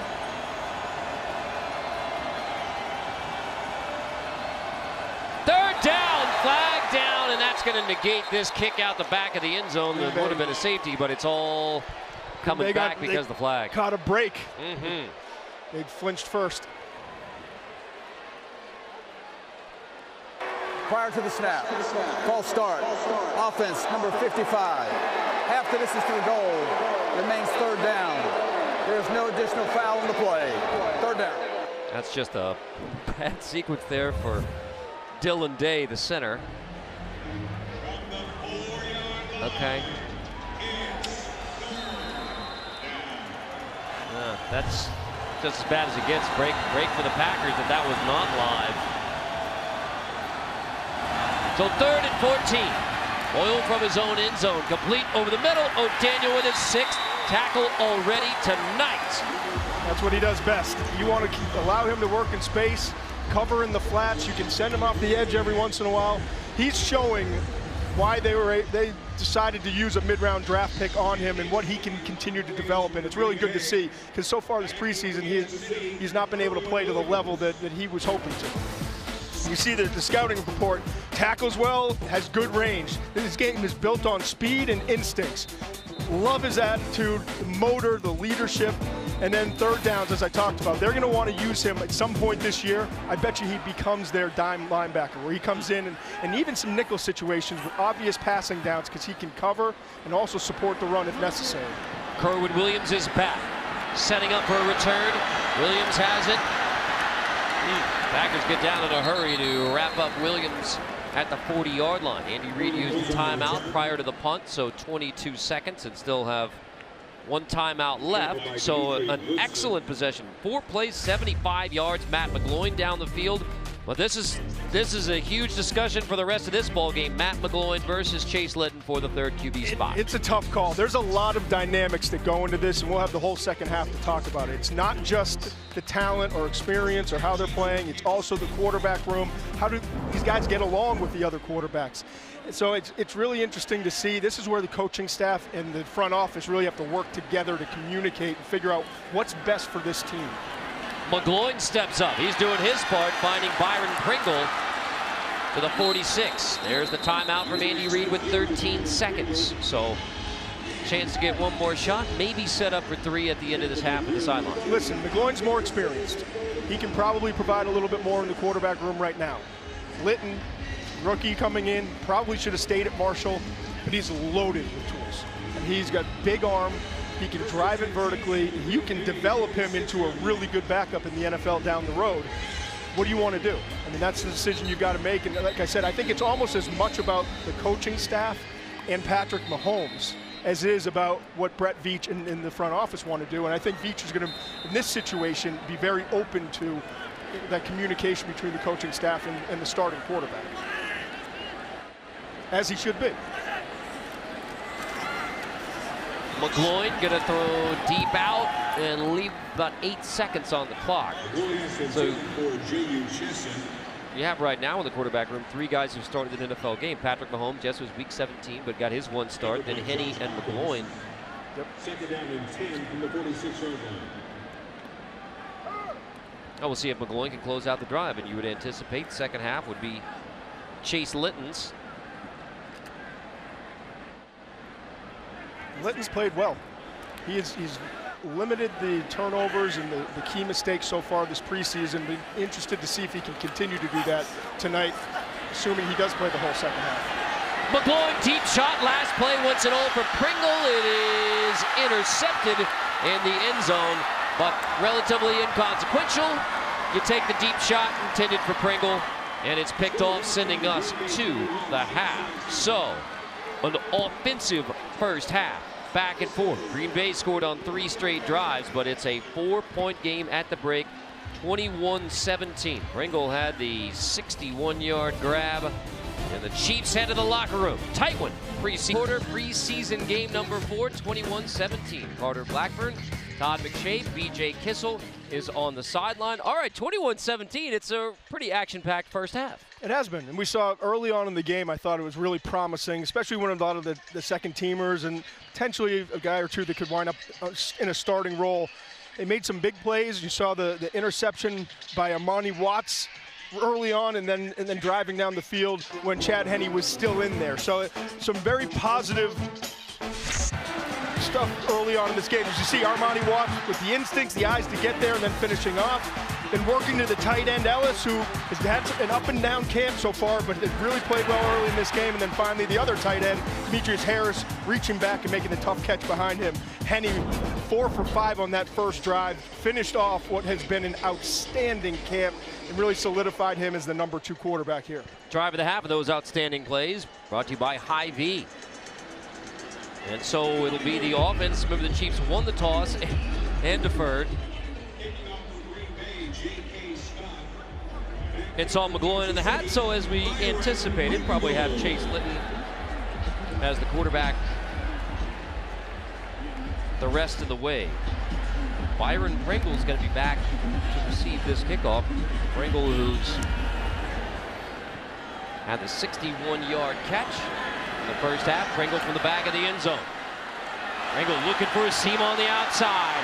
Has a 25. Across the 40-yard line, Pringle, tightrope walking, finally shoved out. We'll see where they mark Pringle out of bounds. Back at the 41-yard line is where Pringle is marked out, but another explosive play from the rookie out of K-State. First of all, if he caught this 5 yards out of the back of the end zone, he was still going to try to return it. Secondly, look at the jets he turns on right there. The ability with the quick stiff arm, and then he goes and walks the tightrope. This guy's speed makes it so intriguing. That's why I said earlier, you got to find a way to try to keep him around and develop him as a receiver, because there's so much explosiveness to work with Pringle. Linton is a quarterback, handing off to Darrell Williams, and another big hole as Williams gets 12 on the first snap of the second half. Let's check in with BJ. Guys, I had a chance to talk with Coach Reed going into halftime about that drive, Todd, that you mentioned, with Chad Henne going 4 or 5 for 33 yards and a touchdown. And the first thing that Reed wanted to tell me was that the offensive line did a great job to give him some time to throw the football, which makes a lot of sense coming from a former offensive lineman, something he wishes that the second-team offensive lineman would have given McGloin a little bit more time on his drives. No question. I do like that, how no matter the flash and the touchdowns for Andy Reid, hey, it's about the O-line, and always has been, always will be. But he also likes a versatility, and talking about the O-line, I mean, that's always going to be part of the evaluation of not just slotting 5 guys in 5 places, but you're looking from this group, including Ryan Hunter, the rookie out of Bowling Green, play a couple different positions, so you can mix and match, and injuries happen throughout the season. You can move guys around, and that is always on Andy Reid's mind. Well, and a guy like Andrew Wiley, I think is a perfect example of what you're talking about. Andrew Wiley comes in, and from Eastern Michigan, 6'6", 309-pounder, unbelievable test scores at his pro day. He wasn't invited to the combine coming out in the draft. He had 1.5 inches off of the highest vertical jump ever by an offensive lineman at the combine, but he just did it at his pro day. His broad jump tied for the best at the combine of offensive linemen. He had the 4th best 3-cone drill. So the tools have always been there. He just needed to get stronger, add a little bit of bulk, and continue to learn the game. And that's what he's done, to the point where Brett Veach told us the other day when we were on the conference call with him that he may wind up as a starter at left guard, and he certainly has played well enough to earn a roster spot with us this year. It's been what a great story coming out of Eastern Michigan, and not knowing if you have a spot and just grinding it through last year, and now knowing that you have a spot on this roster and you're at least the 6th man on this offensive line. Did that surprise you that he may have a shot at that left guard starting spot? A little bit, but I mean, Cam Irving brings some versatility where he can play inside and outside. Wiley brings versatility where he can move around with that length. He could play guard or he could play tackle. Irving, his best spot could possibly be at center.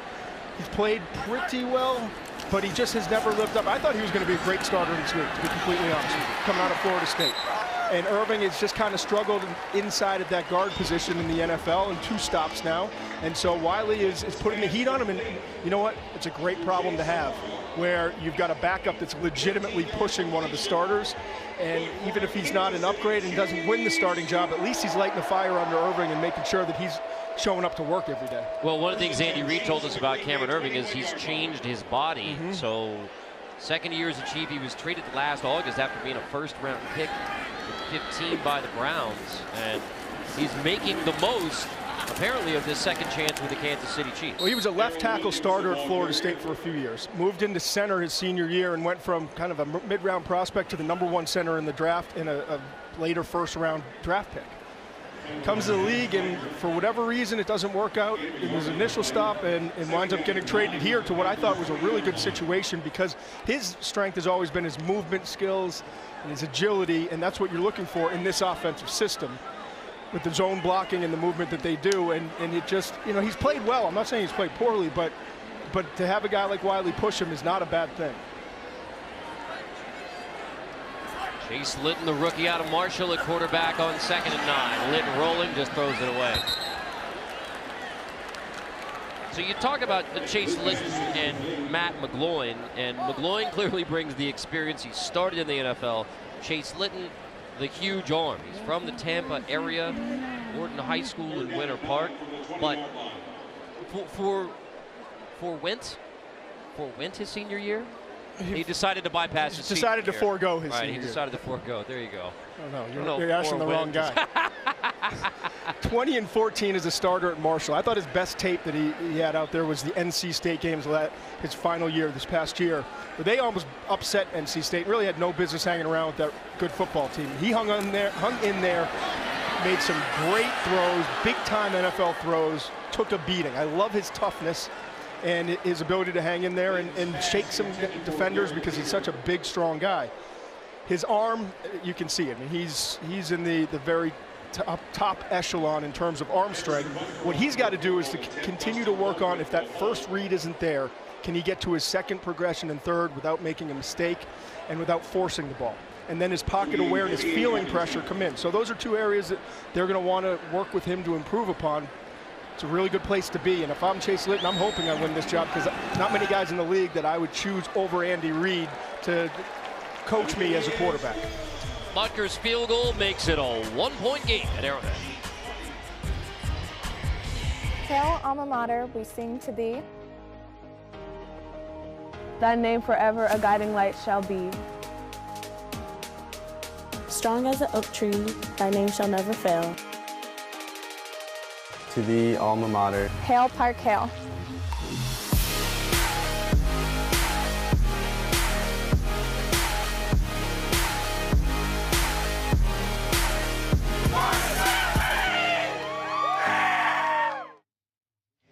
(21-20), Chiefs History 101, presented by Park University. We asked viewers, what is the record for the most points scored in a game at Arrowhead Stadium? Okay, lots of candidates, lots of explosion in the snow. I mean, I remember almost 100 points, scored 99 points in a game against Seattle back in 1983. I remember that distinctly. I was 6 years old. I don't want to go back to that Andrew Luck game where they had a 28-point comeback. That was at Indy, though. We're saying that had to be at Arrowhead. And it gets the 2000 game versus the Rams. 88 points, is that the one? Well, this was actually, and Carl D.E. apparently it got this part of it. This points by the Chiefs, so 56. Oh, just by the Chiefs. I read the question wrong. How about that information?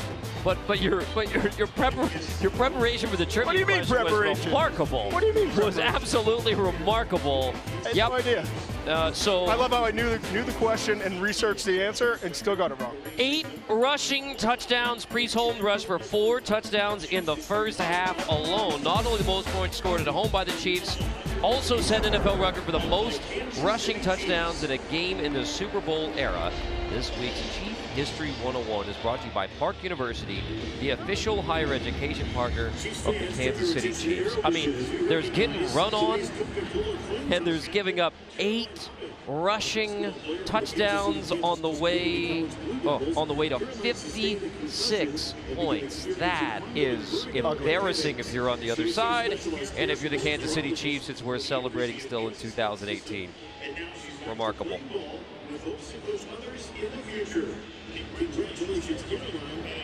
All right, 1-point game. The QBs are huddling. All of them to break it down. Talking about dinner tonight? Yeah, I'm sure it is. See what the late night menu is at the Peanut. So only one of those guys is probably going to wear a helmet tonight. We anticipate wearing a helmet tonight. And that being Chase Litton, because Mahomes had the visor on from the get-go. Henne, first drive touchdown. Matt McGloin. I like those hats. I do too. I have to grab one.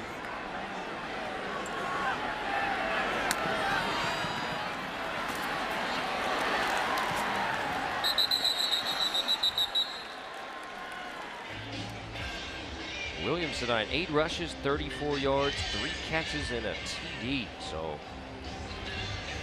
excellent night for Darrell Williams. See the Chiefs defense trying to make some plays and make some impressions as we check in with BJ Kissel. All right, thanks, guys. Down here with Chiefs left tackle Eric Fisher. Eric, first question, just what about the work that you guys did this offseason as an offense getting ready to go in 10 days from now and play the Los Angeles Chargers? Yeah, I mean, just having a new quarterback there in the huddle, with Pat. He's done an awesome job just, just grinding to learn that playbook. I mean, there's a lot that Coach Reed throws at us, and I mean, I couldn't imagine the stuff that he had to learn in the short amount of time he's been here. But yeah, we're doing awesome. We're looking forward to game 1. Got the night off tonight, but we're ready to get to work next week. One of the questions I want to ask you about, something you and I have talked about, your passion project during the offseason for the last 4 years. Tell me why it was a Chevelle, and tell me the process of what it took to get that car restored to where I saw it in the parking lot today. Yeah, I've been dreaming for 4 years to drive that thing to a game, and I finally did that tonight. I didn't know if the rain was going to hold off, but it did, so I was able to get it here, and that was cool. But yeah, it was a nightmare of a project, as they all are. But I'm so glad it's done. It's nice to look at it now, and I'm happy with it. Can you tell me the story of when Laurent took a ride in it, and have any of your other teammates since then taken a ride? He asked me again tonight. He's like, "Can I drive that thing home?" I don't think so. Yeah, he comes in one day and he's just like, "Hey, can I take a ride in it?" And I was like, "Sure." He's like, he hops in. He's like, "I don't think I've been in anything with over 200 horsepower." I was like, "Well, you better hold on then, because it's got quite a bit of power behind it, and it's a pretty fun drive." All right, last question is, what is that engine? I know you told me once before, I'm not a car guy. What is the engine in that thing? It's a GM crate motor, LS9 motor. It's what they put in the Corvette ZR1. Stock 638 horsepower, and maybe a little bit more.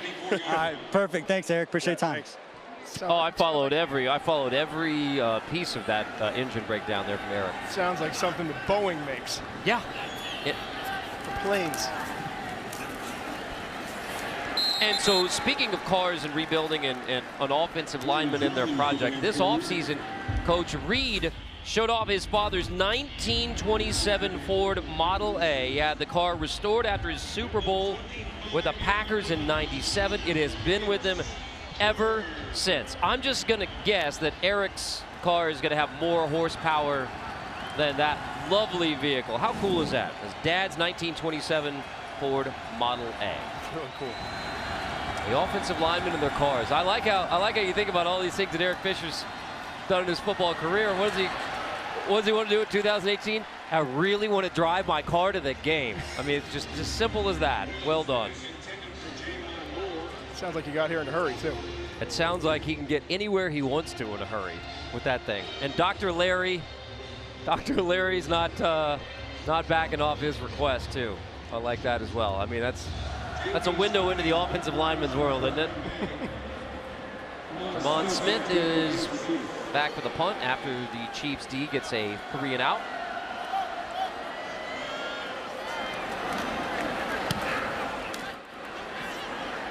Between Smith and Hill and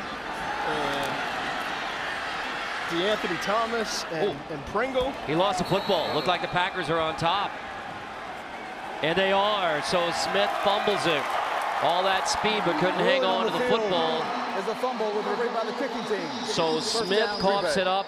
Packers recover. Looked like Greer Martini got on top of that football. I was just about to say how much depth they have in the return game.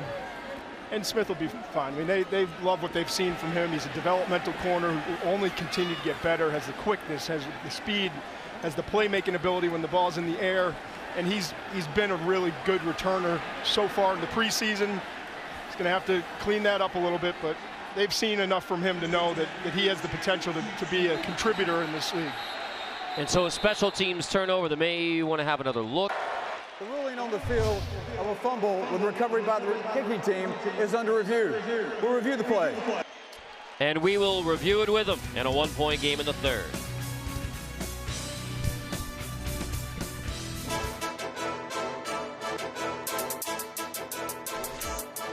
When it comes to primetime, there is no better place to be than Arrowhead Stadium. And on Thursday, December 13th, the Chiefs will welcome the Los Angeles Chargers for their second matchup of the 2018 season. The Chargers had a roller coaster of a year last season. After an 0-4 start, they would rally to finish out with a 9-7 record. Their incredible run being primarily propped up by the pass rush duo of Joey Bosa and Melvin Ingram. Scooped up by Melvin Ingram. Joey Bosa knocked the ball out of Tyrod's hands. That momentum from last season has made veteran quarterback Phillip Rivers and the rest of the Chargers the media's favorite to win the AFC West. But to do so, they will have to win inside Arrowhead Stadium for the first time in 5 years. Standing in their way is the 2017 rushing champion Kareem Hunt, who tallied over 300 yards in his 2 games against the Chargers last year. Touchdown, Kansas City! Rounding out the 2018 regular season, the Chiefs will face off with the new-look Raiders led by former Monday Night Football analyst John Gruden. After an underwhelming 2017 season, Raiders owner Mark Davis would ask the Super Bowl champion coach to return to Oakland. During the offseason, it was clear that Gruden wanted to make sure his franchise quarterback, Derek Carr, had plenty of weapons to throw to. So with that, both Martavis Bryant and Jordy Nelson were signed and headed to Oakland. On the flip side of the ball, the Raiders' defense is clouded with the situation with their all-pro edge rusher Khalil Mack, who still hasn't yet joined the team. Patrick Mahomes might find success by going over the top of this Raiders defense. Gunning it for Tyreek Hill on the near side. Tracks the ball. Caught it. Touchdown! Kansas City! Like the Chargers, the Raiders have not been successful at Arrowhead in a very long time. And with this being a Week 17 division matchup, this is what it's all about. It could likely be for the AFC West division title.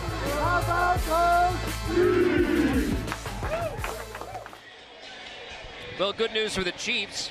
During that review, Jamon Smith ruled down by contact, so no fumble. And the Chiefs get the football. You know how happy Smith is right now?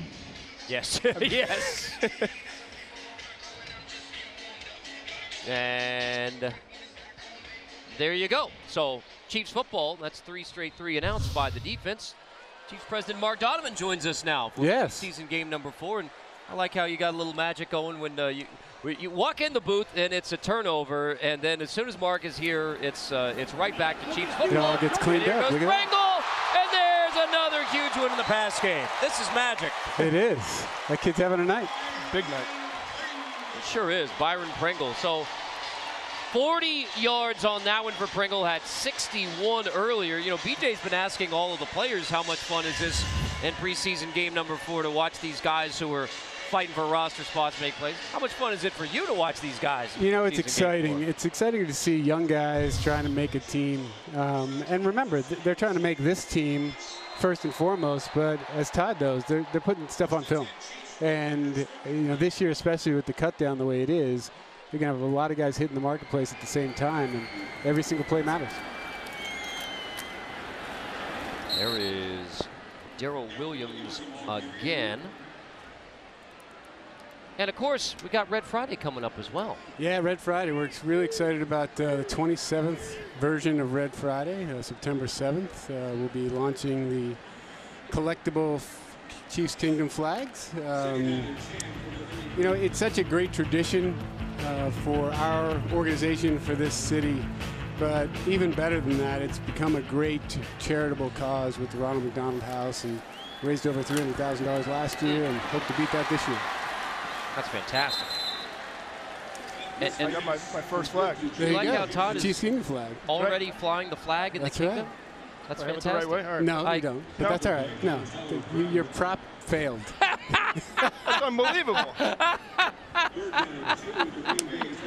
There we go. Now all right. That is fantastic. We got a false start. There we go. We got a false start on McShay. This is the last broadcast I'm doing. That is a false start on McShay. If for all those evaluations. One job. One job. One job. Oh, now Todd did his best to get in on flag for Red Friday, but I know that's been a fun thing that not only for the Chiefs organization, but all around this area, and we talk about how wide an impact and imprint this organization has, and that's evidence. Yeah, I mean, so September 7th, we'll kick it off 7 a.m. in the morning. People will be able to go to McDonald's locations in Kansas City and St. Joe. They'll be able to Community America. They'll be able to go to Hy-Vee stores to get their red flag. It's a new collector's edition, as Todd so gracefully showed everyone. and then at McDonald's this year, we're doing the golden flags. So there'll be 10 golden flags out there. Ooh. That's incomplete. Explain the golden flag. So Willy Wonka, right? Yeah. So the 10 golden flags. So these flags will be, some lucky person will go to the McDonald's drive-thru. They'll get their coffee and their Egg McMuffin and their Chiefs flag, and it'll be the golden flag, which will give them tickets to our home opener We'll give him VIP access. Nice. And then we'll also give him a jersey. And then Big Macs for a year. Wow, do you get a ride in the glass elevator too? Yeah, Is that exactly. Oompa Loompa and everything else. You saw that note. Since 2014, over $900,000 raised. And you can see why there's such pride in this event throughout the kingdom. Dieter makes the grab there. That is really what makes it special. 87 families tonight will be at a Ronald McDonald House here in Kansas City. And they need the services of Ronald McDonald Houses, and that's every night. So the money that we raise through this and that our fans actually generate for go directly back to the Ronald McDonald House here in Kansas City, and it's why we do what we do. It's fantastic. 3rd and 6 here.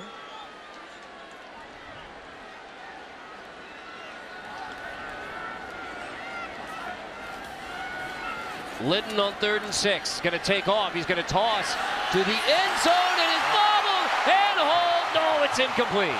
Incomplete. Well, the Chiefs were ready to celebrate. Jesson got 2 hands on it. You were the lucky charm. That's right. I mean, out of bounds. There you go. Left foot out of bounds. So. Field goal. I want to get the rest of the update in the kingdom, but we've got there is a Packer down, and that will give us a moment to step aside.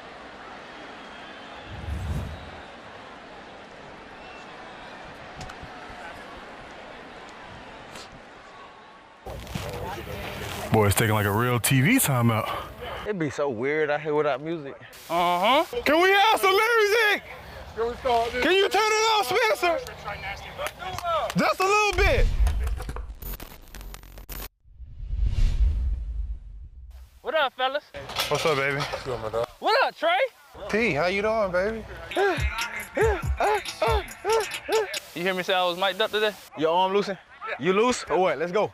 Let's go, let's go. Let's get it loose. Loose, loose, loose. D4, get away from my drill. What? Jump!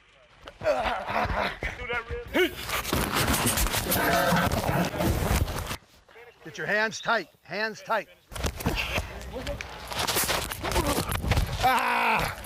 Oh, great. What it is, stay ready. Stay ready so you never have to get ready. Okay, okay. All right, right here, baby. One's up, one's up, one's up.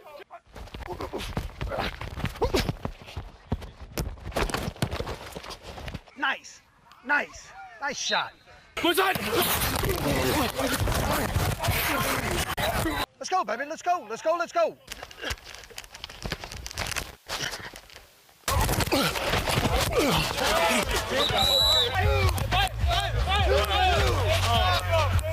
Bailey got some pent up aggression today, man. Massive concentration, man, when we're a little bit tired. Let's go.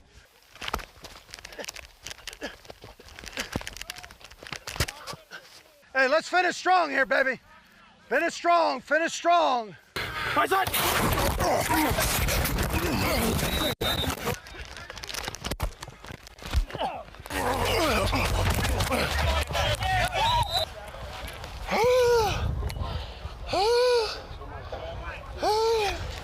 One-point game, field goal coming out, but how cool is that to get the inside on the Chiefs? Yeah, I mean, step away from action? that's just another great example of the challenge that we gave the 65 TPT guys this offseason was let's take preseason and look at it differently. And more the box-to-box pictures, more keeping the fans here. I know Todd's been taking grief for his prop skills, but I think he's really added to the broadcast the last 2 games. And good kick there, huh? Chiefs on top. So just a little bit more insight, a little bit more detail. We'll go a little deeper with the guys who are on the field. And who knows him better than Todd? He's studied every single one of these guys coming out. So it's a way to make the broadcast a little bit different, hopefully a little bit better, and give our fans a different perspective of what these guys go through to get to this level. And then hopefully to stay at this level. So we're having fun. Yeah, really excited about the broadcast. Really excited about, I'd love to say it's all Todd, but I think our young quarterback and the work that Brett and Andy have done with our team. It's a fun team. It's a fun team to watch, and that's come through in ratings. I mean, we had our highest rating our first preseason game, and about one of the highest ratings since 2008. Every single game this year in our preseason has been rated higher than the game previous year. So we're trending in the right direction, and we're really excited to get the season started. I mean, that's the most exciting part about tonight. We get a day closer to going out and playing the Chargers. I think the ones are having fun down there, Todd. I think Patrick's enjoying his night back in the visor for the full night. Yeah, you get to take a little time off at least one day and try to help the other guys. Now, my cause, my cleats. It's down the road a little bit, but I know this is something that not only Kansas City Chiefs, the NFL has really made an enjoyable and impactful way for players to make a statement in their causes. So our December 9th game against the Ravens, the cool thing we've done with it is, as you can see from the shoes, the guys design their own shoes, and they highlight the charities or the causes that they want to work with, that they are working with, and that they want to benefit. What we've done is we've said, if you buy a single game ticket to that game, you can pick which player you want to associate with, and $10 from that ticket will go to that player's charity. So it's a way of really bringing that home to the charity. And the fans have that choice as to which player and which charity. Yep, any single game ticket, they can go on to, when they're buying their ticket, they actually pick the player that they want to support and the cause they want to support, and $10 will go directly to that charity. How do you design your cleats? So these guys, you know, as you know, these players are really competitive. So the artists that they work with and the musical acts that they talk to and the things they try to put on those cleats, they make them collector's items themselves. And I like how it allows players to make those decisions about what they want to support and really highlight their causes. And but already some amazing stories about why these Chiefs players are choosing their different causes. I think that's exactly right. I think the fact that we are talking more and more with our players about what's important to them, and then not just talking about it, but supporting the things that are important to them. We do so much in our community. We've done it since the day that Lamar brought the team here. And there are so many charities that have benefited from the Chiefs, and the Chiefs are the players as much as the organization. This is an opportunity to say to them, okay, what's important to you? What are the things that we can do together? A lot of it overlaps because of the things we do are pretty similar, but a lot of it is just stuff like this week I was at an event with Steve Nelson, and it was his event. He created it. It was about nutrition at a youth center in downtown Kansas City, and we went and supported him because that was important to him. And it's an example of those kind of programs that we're working together to have a positive impact in our community. You know, I go out to college games every week during the regular season, and you can see in a lot of those smaller towns and the environments, it's such a community, and you can see them rally around the team. And not all NFL cities and teams have that same support. I see it here with the Chiefs. It reminds me a lot of a college town, the ownership and the love that the fans have for the players, and the players giving back to the community. It's really cool to see. And it's empowering guys like Steve Nelson, right? Like, what's your idea? What do you want to do? How can we make that happen? And then supporting him when he goes and does it. And that just builds momentum in the locker room. And I really liked how Stephen is part of it. You could see it's about activity, health, fitness, diet, all these things that can help you in your athletic career, but in your life. And that was one of the things that he wanted to emphasize. And when you talk more and more to the players, it's things that impacted their life. You know, a lot of the players that we've talked to, and Clark has talked to players this offseason, I've talked to players, coach, GM, Brett's talked to guys, and it's just saying, hey, this is what I saw when I was growing up. How can I have an impact on that for some other kid coming up? And it's fun to work on those things together. And so speaking of youth outreach, which I know is another major initiative along those same lines, and that one is picked off again. It is the second interception of the game for Armani Watts, the opening drive pick, and now the rookie out of Texas A&M does it again. There is a flag down.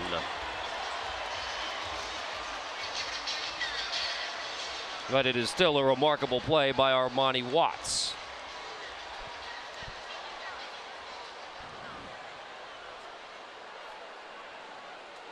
We await the word from Brad Allen.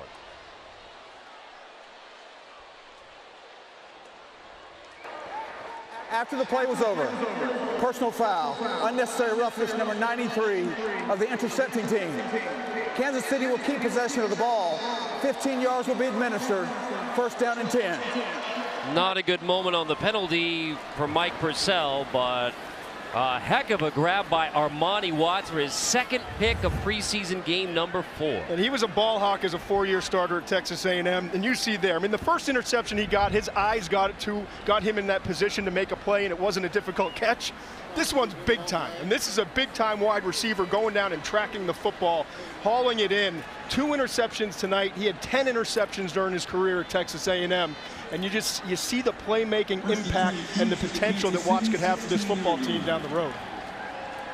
So after 3 3-and-outs, the defense responded. I mean, 3 straight 3-and-outs, and then the second takeaway, both of them by Armani Watts. Well, Marcus, we've talked about how much fun it is to watch these guys making plays in preseason game number 4. I would say Armani Watts qualifies with that remarkable second pick of the night. Yeah, I don't watch a lot of film. Brett every once in a while shares some highlights, and I remember seeing highlights of that kind of a play from Armani Watts at Texas A&M. Sounds like Brett dragged everyone in the film room to watch that Arkansas game. I don't blame him. So before that remarkable interception, I was going to ask you about the youth outreach efforts. Yeah.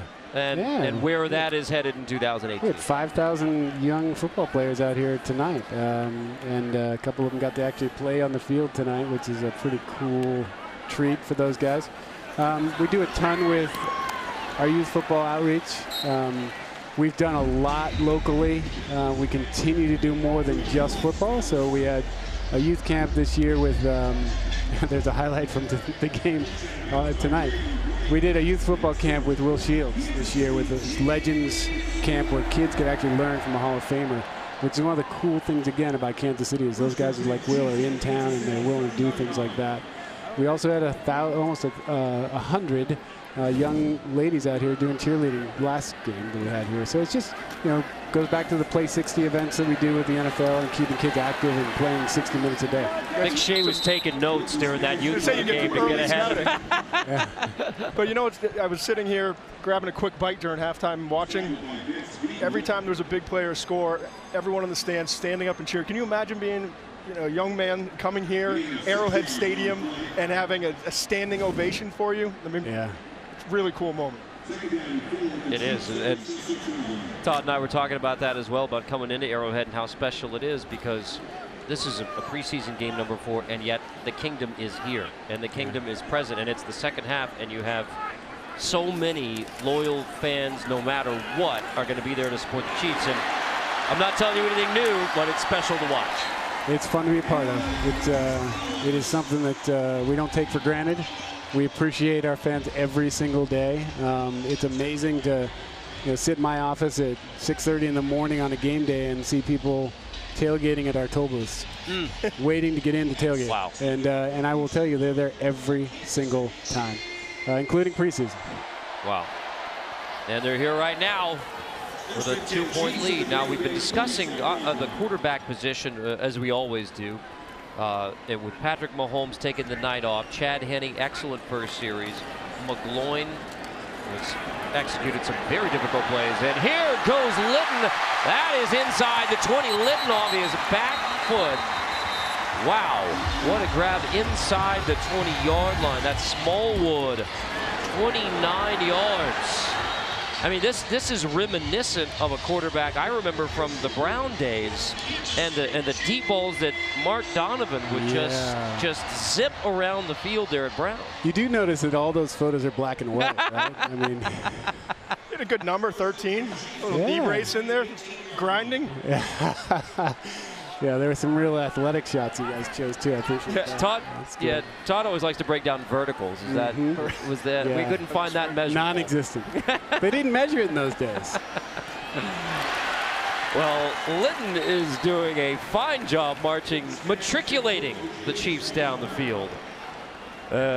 Mark, pleasure. Always a pleasure. Thanks for what you guys do. I'll work on my flag holding skills. And stick to your day job. We appreciate you guys. Oh, Mark Donovan, president of the Kansas City Chiefs. And I tell you what, the Chiefs showed up for Mark here in the booth. With the Chiefs rolling towards the end of the third quarter. Chase Litton has set him up for 1st and goal. And 1st and goal will be the first play of the 4th quarter, with the Chiefs by 2 headed to the 4th.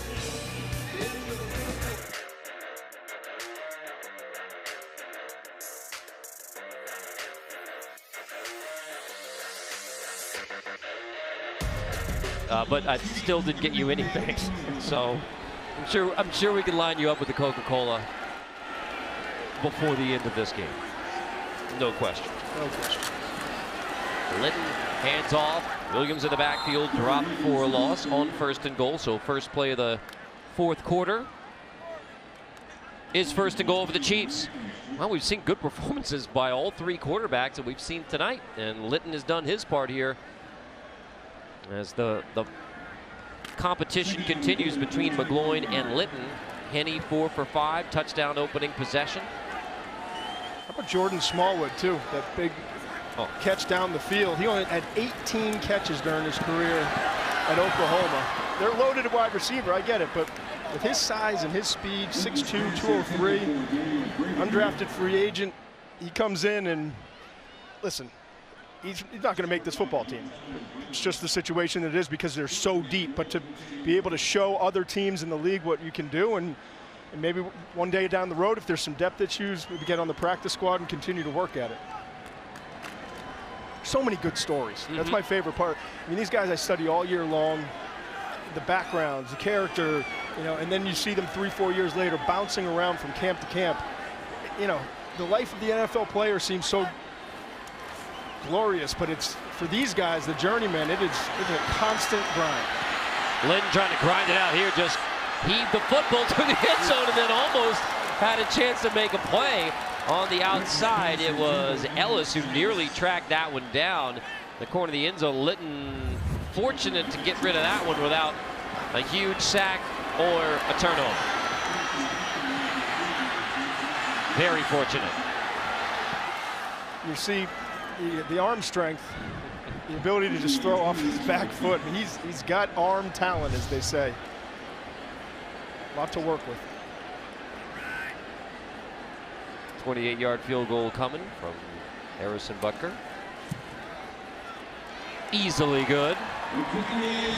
Chiefs lead it 26-21. So as we talk about who's fighting it out for the roster spots of the 53 for the Chiefs, the Saturday 3 p.m. cut down to 53. Of course, we're 10 days away, most importantly, from Week 1 regular season.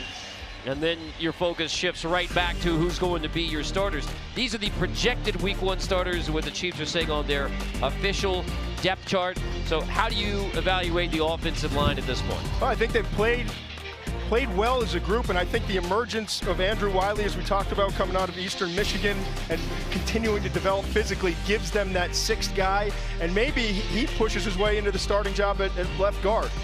And these are the weapons. I mean, this is what makes this team potentially special, is when you have a quarterback in Patrick Mahomes with the weapons around him, Tyreek Hill, the vertical ability and the ability to create, Travis Kelce, arguably, I would say he's the 2nd best tight end in the NFL, and he's not far away from Gronk anymore, in my opinion, what he's done. And then having a running back like Hunt to catch the ball in the backfield, create yards after contact. There's just so many different things that an offensive mind like Andy Reid can take advantage of. We haven't seen anything. They're just scratching the surface in terms of what they can do versatility-wise from an offensive scheme standpoint. Now, meanwhile, for the defense, and a lot of changes in the offseason as well, including bringing in Williams at nose tackle, the Kansas City native, and then the linebacking core, the Anthony Hitchens at inside linebacker, one of the big splash moves of the offseason. Well, we've almost seen none of this group all playing together. Plus, Derek Nottie comes in as a 3rd-round pick, not playing tonight, which is rare for an Andy Reid team. He could be a starter, or if not, he's going to be right in the rotation as an impact player. Justin Houston, D. Ford, you've got Breeland, who we've talked a lot about, who's going to be in that rotation. And then the inside linebackers played basically a half of a game together in Ragland and Hitchin. So this is the area I think you're gonna see some work done in that secondary. I think Kendall Fuller's a really good starter and has played great since he's come here. The opposite side with Nelson, I think he can be a solid starter. They need to bring in some more depth, and it won't surprise me if you see some moves in that secondary as we get closer to week 1. Safeties have been injured. Eric Berry's going to be back. Armani Watts played really well tonight. They've got some other guys that could possibly sneak in there. But I think cornerback and safety with some depth could be the areas that you see Kansas City try to make some moves and some roster movement in terms of bringing in guys who can potentially become upgrades. And still don't know when Daniel Sorensen will be back, evaluated about 6 weeks after the broken leg, but still don't know when that projected starter at safety will be back. So Eric Murray and Orlando Skandrick, who's not going to play tonight, but Orlando Skandrick brought in. T.Y. McGill again. He keeps flashing. He fired off the ball and just ruined that play from the get-go. Yeah, I think the two big questions coming into the year, coming into the preseason for the Chiefs, were the secondary and the offensive line. I think the offensive line has continued to gel and is playing at a higher level, and I think they have more answers than questions than they had beginning the preseason.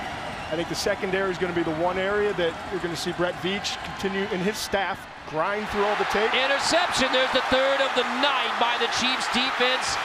Dorleant is going to take it. Wow.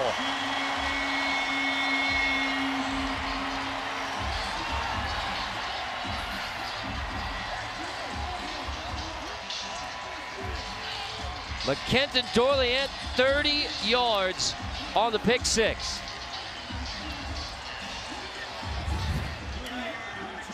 Great job. You see 43 right there. Great job passing off the receiver to the middle of the field. He had zone responsibility there. He worked his eyes to the quarterback and saw the ball coming out. He comes back and allows his eyes to get there to make the play, and then it's just the quickness and athleticism after the fact and the will to get in that end zone. The second-year player out of Northern Iowa with a third interception. Flags are down all over the place.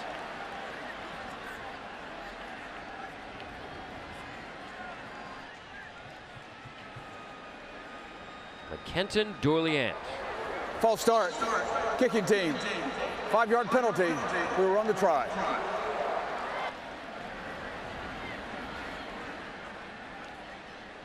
We were just talking about that secondary and adding depth and moving guys around.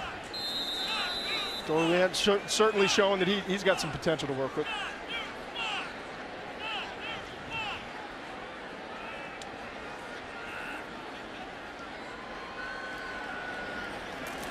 Butker's PAT, easily good, even after the penalty.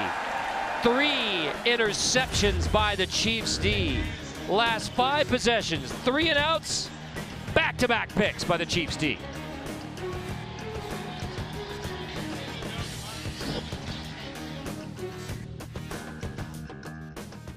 Shield of Kansas City. On Blackburn, Todd McShay, B.J. Kissel, wishing the Green family well. They're at Purdue tonight as TJ is getting a chance to quarterback the Northwestern Wildcats, and so best to the Green family. And Todd, you have an update now in the third quarter. Good update for Northwestern and for the Green family. Northwestern leads 31-24, 2 minutes left in the third quarter. And TJ Green has a rushing touchdown and has completed 6 of 9 passing so far. So great job by TJ Green. Well, we know Trent is with us in spirit here in the Kingdom. But that is fantastic for the Green family, and hope they get to enjoy that tonight as we check in with B.J. Kissel. Thanks, Carter. Down here with Chiefs center Mitch Morris. Mitch, first thing I got to ask, over the offseason, I know you had the foot surgery. Just how's the foot feeling right now? Yeah, it feels about as good as you look, which is awesome. No, it came along, slowly but surely. It's something that took patience and time and a lot of dedication from the training staff, which is A1 steak sauce here. They're great people from top to bottom. It was some trying times like any surgery, but the guys really kind of brought me along, and I hopefully returned the favor, and it came out to be really good.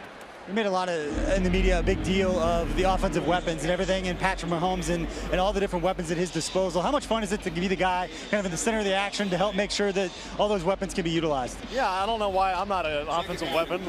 I'm out there, good-looking dude. I know. No, it makes it fun, and it makes our jobs really, not that we're not fighting on our tails off every play, but we have guys out there who are, really important that we give them time to, air the ball out to. So it's nice. It's cool to be in the huddle and see how many guys we have, who could really make plays. Yeah, surprisingly, you got married. Cam was behind me, wasn't he? Yeah, he was. Surprisingly, you got married a couple of months ago. I'm curious, what's the best marriage advice you got from a teammate over the last couple months? Yeah, I think when someone told me, Mitch, when you outkick your coverage like you have, and she has declared temporary insanity and saying yes to, I will marry you, expedite the process as fast as you can. Whatever she says, just say yes. And I did, and it worked out well. All right, and last question is, now that you've been married a couple months and you're an expert in marriage, just what advice would you give to any of your teammates that are getting married or anybody out there who's getting married soon? You have no opinions that matter. Even if you think they do, they don't. Just say yes, and you'll be fine. Always a pleasure, Mitch. Yeah.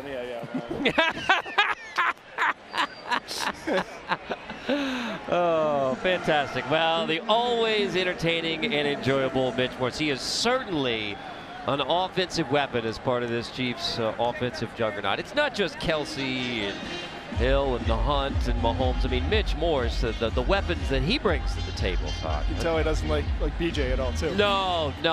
All of the first kingdom, back and forth. All of the kingdom loves King Kissel. And now Mitch turned to chat with.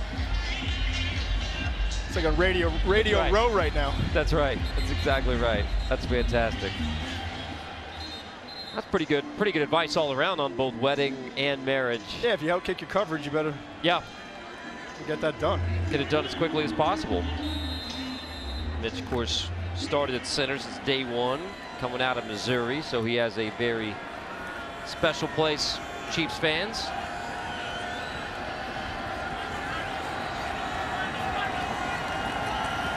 Defense played great since giving up 3 straight touchdown drives in the second quarter to the Green Bay Packers. Been tightened up no matter who's out there, including Dorleant with the. Some of these third and fourth teamers are turning some heads.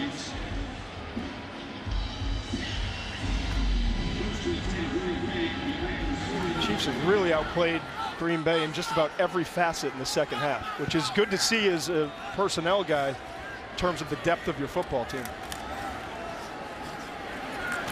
First down, couple yards. So we talked to Mitch about his wedding. Well, not the only offensive lineman to get married. In fact, not the only Mitch to get married. Mitchell and Brooke Schwartz get married this offseason in Cleveland, Ohio. After the wedding, honeymoon in Thailand. Good for him. So very adventurous. Yeah. He outkicked his coverage, too. There's no question about it. Well done to the offensive lineman of the Kansas City Chiefs. You are very, very lucky men, Mitchell Schwartz and Mitch Morse.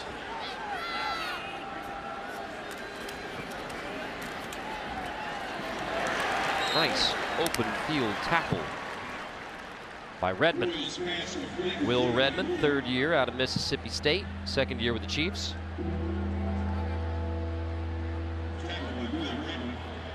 To force third down. Talked about Mitch Schwartz exploring Thailand. With his culinary background, I guarantee you he did some food exploring around Thailand as well. I've never been. I can't speak to it. Yeah, I'm guessing. Nor have I, but I've always heard it's great. It's a great culinary destination as well. Some Gewürztraminer or Rieslings go nice with some spicy Thai food. We can discuss wine pairings more. Oh, Living on a Prayer, rocking out air guitar. I mean, that's pretty tight. I don't know. Reggie Ragland, Travis Kelce. Who do you give the air guitar karaoke advantage to between Reggie and Travis? It looks like Travis has been working harder in the mirror at it. Uh-huh. Looks like it comes a little bit more naturally to Reggie. And then, I think Reggie was flying up and down. Looked like he actually maybe had some skills. Like he had the bottleneck, doing a little slide. I think Travis was more concerned with, kind of the neck movement. Right, the neck bombs. Third down, big gainer. Inside the Chiefs' 40-yard line. Jordan Stearns there makes the stop. But still, you have to respect the effort by both Travis and Reggie Ragland there with the air guitar. No question about it. No question about They're it. getting to see what it feels like to be on the bench, stand around all night. Got to keep yourself warm and ready to go. Ready to get to the shower. It's like relief pitchers in the bullpen right now. Yep. Boyle quarterbacking the Packers, thrown on the outside. Will Redmond there on the stop, and a little chatter back and forth. Will Redmond, third-round pick. San Fran, but first year and a half on the IR, so he's trying to fight his way back onto a roster. He's actually played well tonight. He's got some talent. He almost had the interception earlier in the game. He had the pass breakup a little bit ago.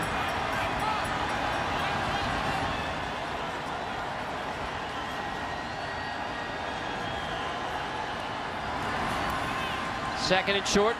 Oh, almost had another one. There's Redmond, got his hands on it. He got beat initially, and he did a good job of getting his head around and getting back into the play.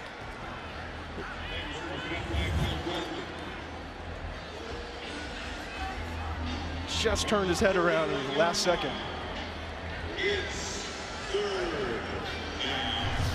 Third and short coming.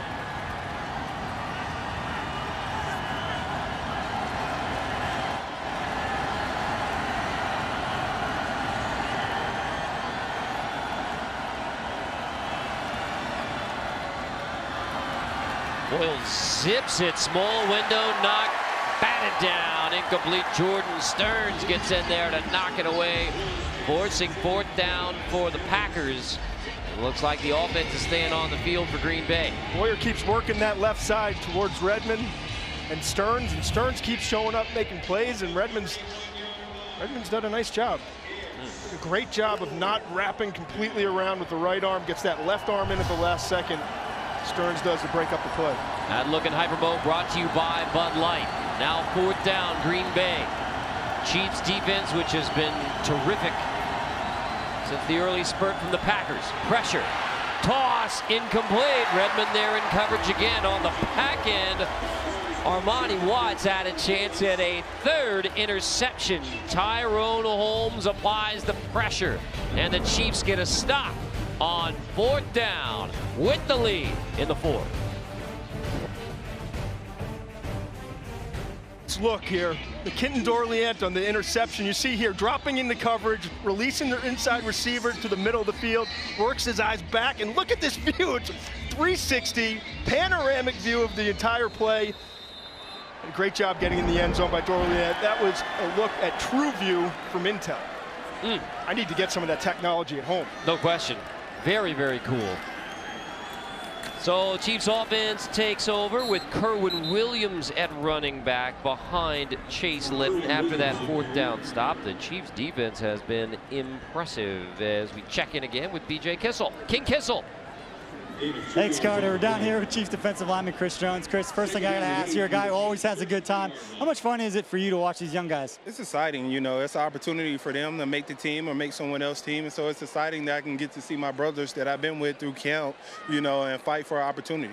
All right, 10 days from now, you're going to be at the StubHub Center in Los Angeles taking on the Chargers. How ready do you feel and how confident are you in this group to go down there and face Phillip Rivers and those guys? Oh, we're very confident. You know, AFC champs 2 years in a row. So, you know, we're going down there well prepared. I asked the same question on the offensive side as far as the percentage of stuff that you guys have shown, because it's always pretty vanilla in the preseason. If you had to put a percent on the defensive things that you guys have shown, particularly on third down, what do you think that would be? I would say 15%. They don't want to show much during the preseason, and, you know, they just want to get guys prepared and ready for the season. All right, Chris, we're going to ask for your help right now because we've been talking on the broadcast that Red Friday is next Friday. You can go get your Chiefs Kingdom flags at Kansas City area McDonald's. All the proceeds go to Ronald McDonald House Charities, all things we've been talking about. And I've got a few flags for you. I was going to ask if you could go hand these out to some fans. Okay. Perfect. Go hand it out to Chiefs Kingdom. So we're going to give you these. We're going to go right down there. We're going to go see Chiefs Kingdom.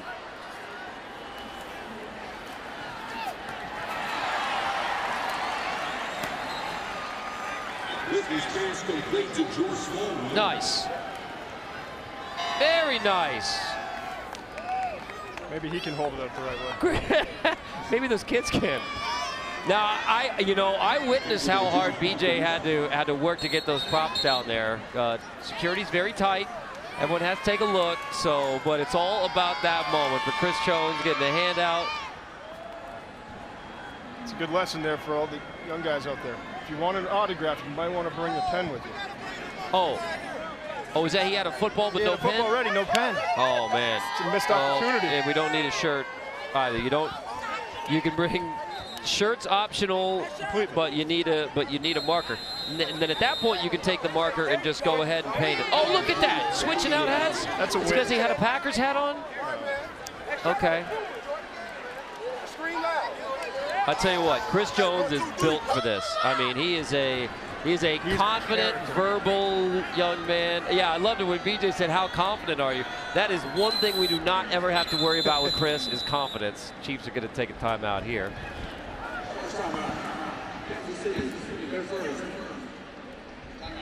Hey, Chris, well done. King Kissel, leading the digital office technology for the Kansas City Chiefs. For more information about All Copy products, go to allcopyproducts.com. Travis Kelce will dance all over the, and Ted Cruz. Now look how Ted, no, I'm not gonna let you do it, Travis. I'm not gonna let you bust on me. Not gonna let you bust on me.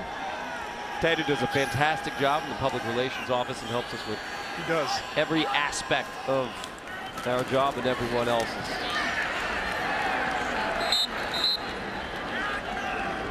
And meanwhile, the Chiefs keep on rolling, matriculating down the field. Blake Mack, rookie out of Arkansas State, undrafted free agent.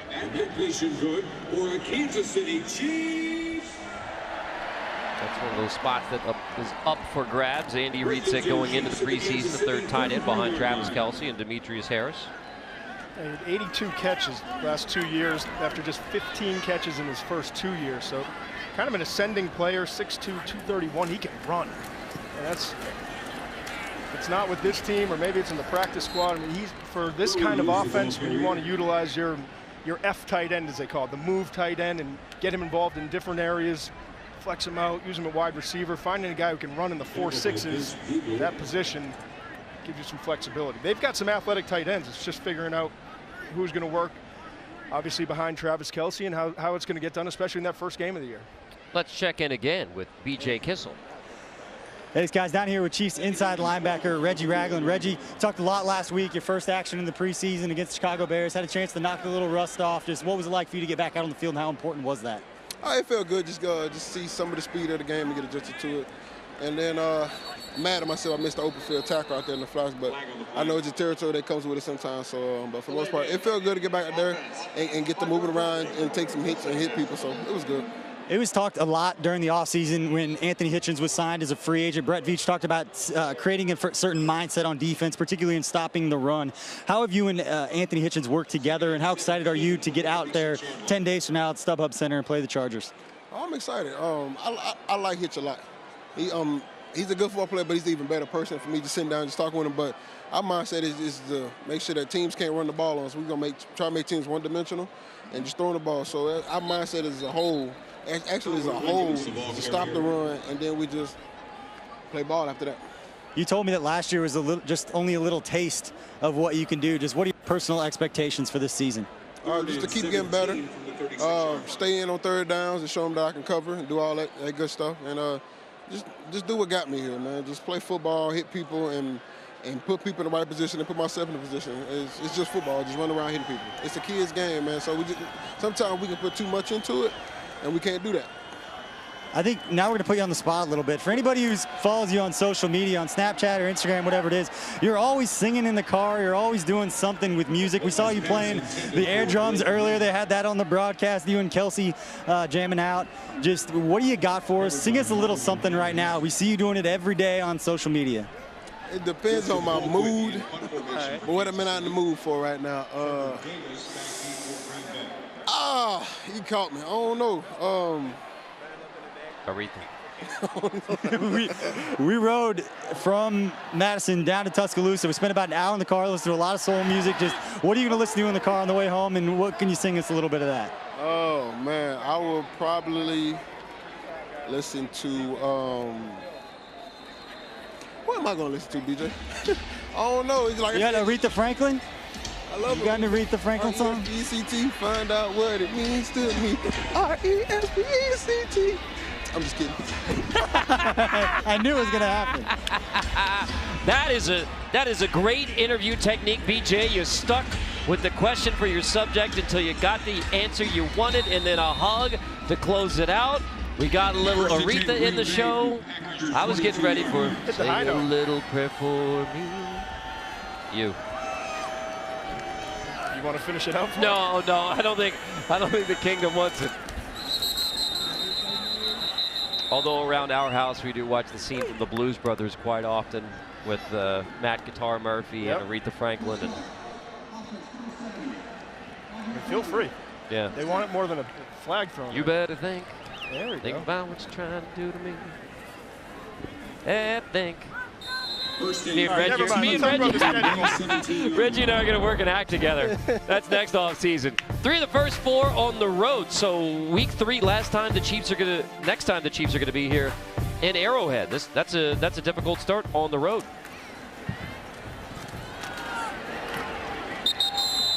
Beginning 10 days from now in LA. They're going to find out a lot about where they are, especially on the defensive side early on. At Pittsburgh after the opener. You finally get home to week 3 for San Francisco. At Denver. Jacksonville at home, which is a positive, and then to New England. So, man, schedulers didn't do them any favors, but you know what? Good teams find a way to win the tough games. They started on the road very well last season at New England. And yeah, I'd say so. I would say so as well, especially for Kareem Hunt. And so then in the second half of the season, and obviously this is where things balance out a little bit more with the close at home at the end of the year, wrapping up against Oakland, trying to make it 3 straight AFC West championships. It's never easy to win at Seattle, but Seattle's not the team that it has been. 3 out of the final 4 games at home. It's kind of how, you know, it's going to be a tough start, but if you need to dig out of a hole, that's a pretty good schedule in that final month. November 19th in Mexico City. Boyle's stepping up, and he takes a pop and a roll. And Rob McCray, the rookie from Indiana, there on the stop. So, I mean, this incredible run under Andy Reid, including the back-to-back AFC wildcard, the AFC West championships, first time in franchise history, which is incredible for the division that goes back to the AFC days. They win it back-to-back for the first time, and then of course the goal, continue on. Yeah, and remember the team that he took over for when he came to Kansas City. They were struggling, losing season, and every single year they're right there in the mix. It's now just about with Mahomes, continue to build and trying to take that next step, which obviously is to make a deep run into the playoffs and get a shot at the Super Bowl. And this is an exciting team. It really is. Mahomes will continue to get better. That offensive line will continue to gel. I think the front 7, as it is right now, is good enough. Again, the secondary is going to be the big issue, and part of that is really going to be the health. When does Sorensen come back at safety? Can Eric Berry stay healthy for a full season after, you know, kind of tweaking his Achilles again this year in the preseason, being limited? That you don't care about that for a veteran. In terms of not being out here playing, you just want to make sure he's right for when things start. I think they handled the Berry situation extremely well. Chiefs offense quarterbacked by Chase Litton. Ray Laurie, the rookie out of Old Dominion, undrafted free agent, the all-time leading rusher in Old Dominion history. ODU bumped up to Division I, and yeah, he proved he was ready. They have a big home game against Virginia Tech in September. I know that because I'll be there. I was just gonna say, where did you get that information? That was, yeah, that was. Well, everyone has that one circled on their schedule. Chiefs trying to close out the preseason with a win.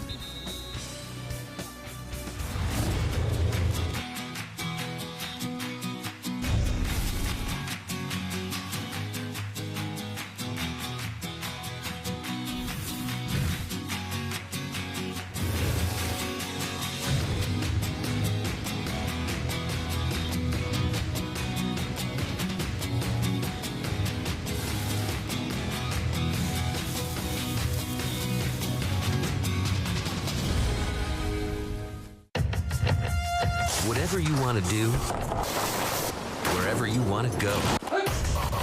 If you want to get back at it, we've got your back. Or your knee, or your hip, or your shoulder. The sports medicine specialists at the University of Kansas Health System are the official healthcare providers of the Kansas City Chiefs.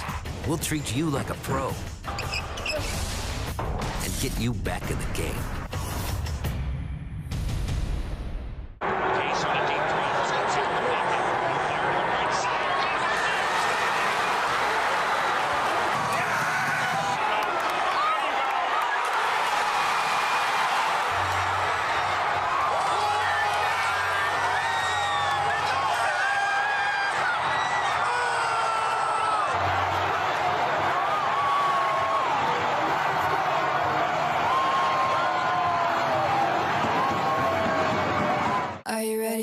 Taylor Swift Reputation Stadium Tour.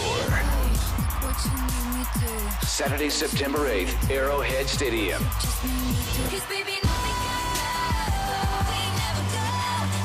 Taylor Swift with special guests Camila Cabello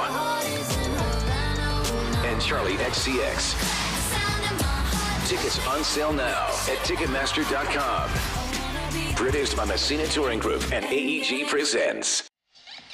Rookie Armani Watts with his second interception of the night. Here we're going to get a great look at it. Look at him reach out, the diving catch. I'm obsessed with this true view from Intel Technology.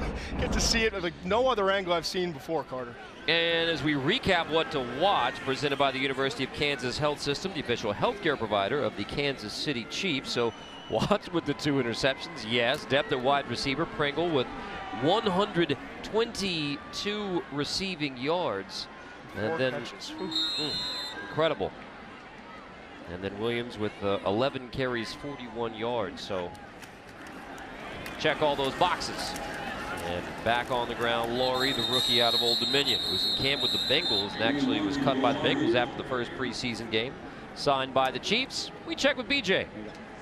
Hey, thanks, Carter. Down here with Chiefs cornerback Steven Nelson. Steven, it was great to see you at practice last week for a couple days after you left the game against the Bears early. But one thing we saw from you at training camp was your ability to take the ball away. Just what kind of expectations do you have for the season after having a training camp? You led the team in interceptions. Right, man. Pretty much, man, just want to get my hands on some balls and, you know, turn the ball over for the defense and get the ball back in the pad hands and, you know, so we can win the game.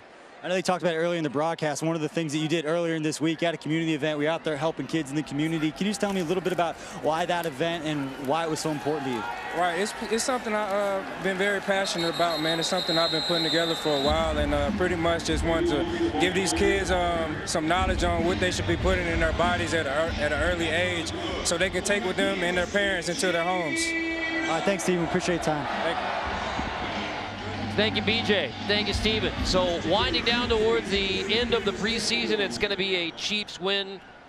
What are your biggest takeaways, maybe not only from tonight in preseason game number 4, but for this entire preseason for the Chiefs? Well, I think you see some of the youth coming in and starting to find ways to contribute. Derek Nottie is going to be an impact player. Breland Speaks, an impact player, both in the front 7 of this defense. Armani Watts with the 2 interceptions tonight, finishing on a great note and showing that, hey, I can be involved in this defense if you need me. So I've been impressed with the young players, especially on the defensive side, late in this preseason from the Chiefs.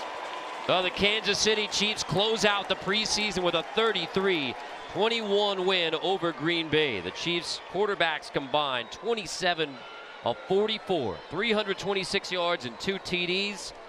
And 10 days away, week 1, out to LA to begin defense of the AFC West title. For our producer Ryan Galp, our director Andy Goldberg, for Todd McShay, BJ Kissel, I'm Carter Blackburn. Lucy, put supper on the stove, my dear. This ball game is over. And the Chiefs preseason comes to an end with a laugher at Arrowhead all the way around. Rocking and rolling into 2018. Waving the flag no matter which way you hold it in the kingdom. ECT, find out what it means to me. R-E-S-P-E-C-T. I'm just kidding.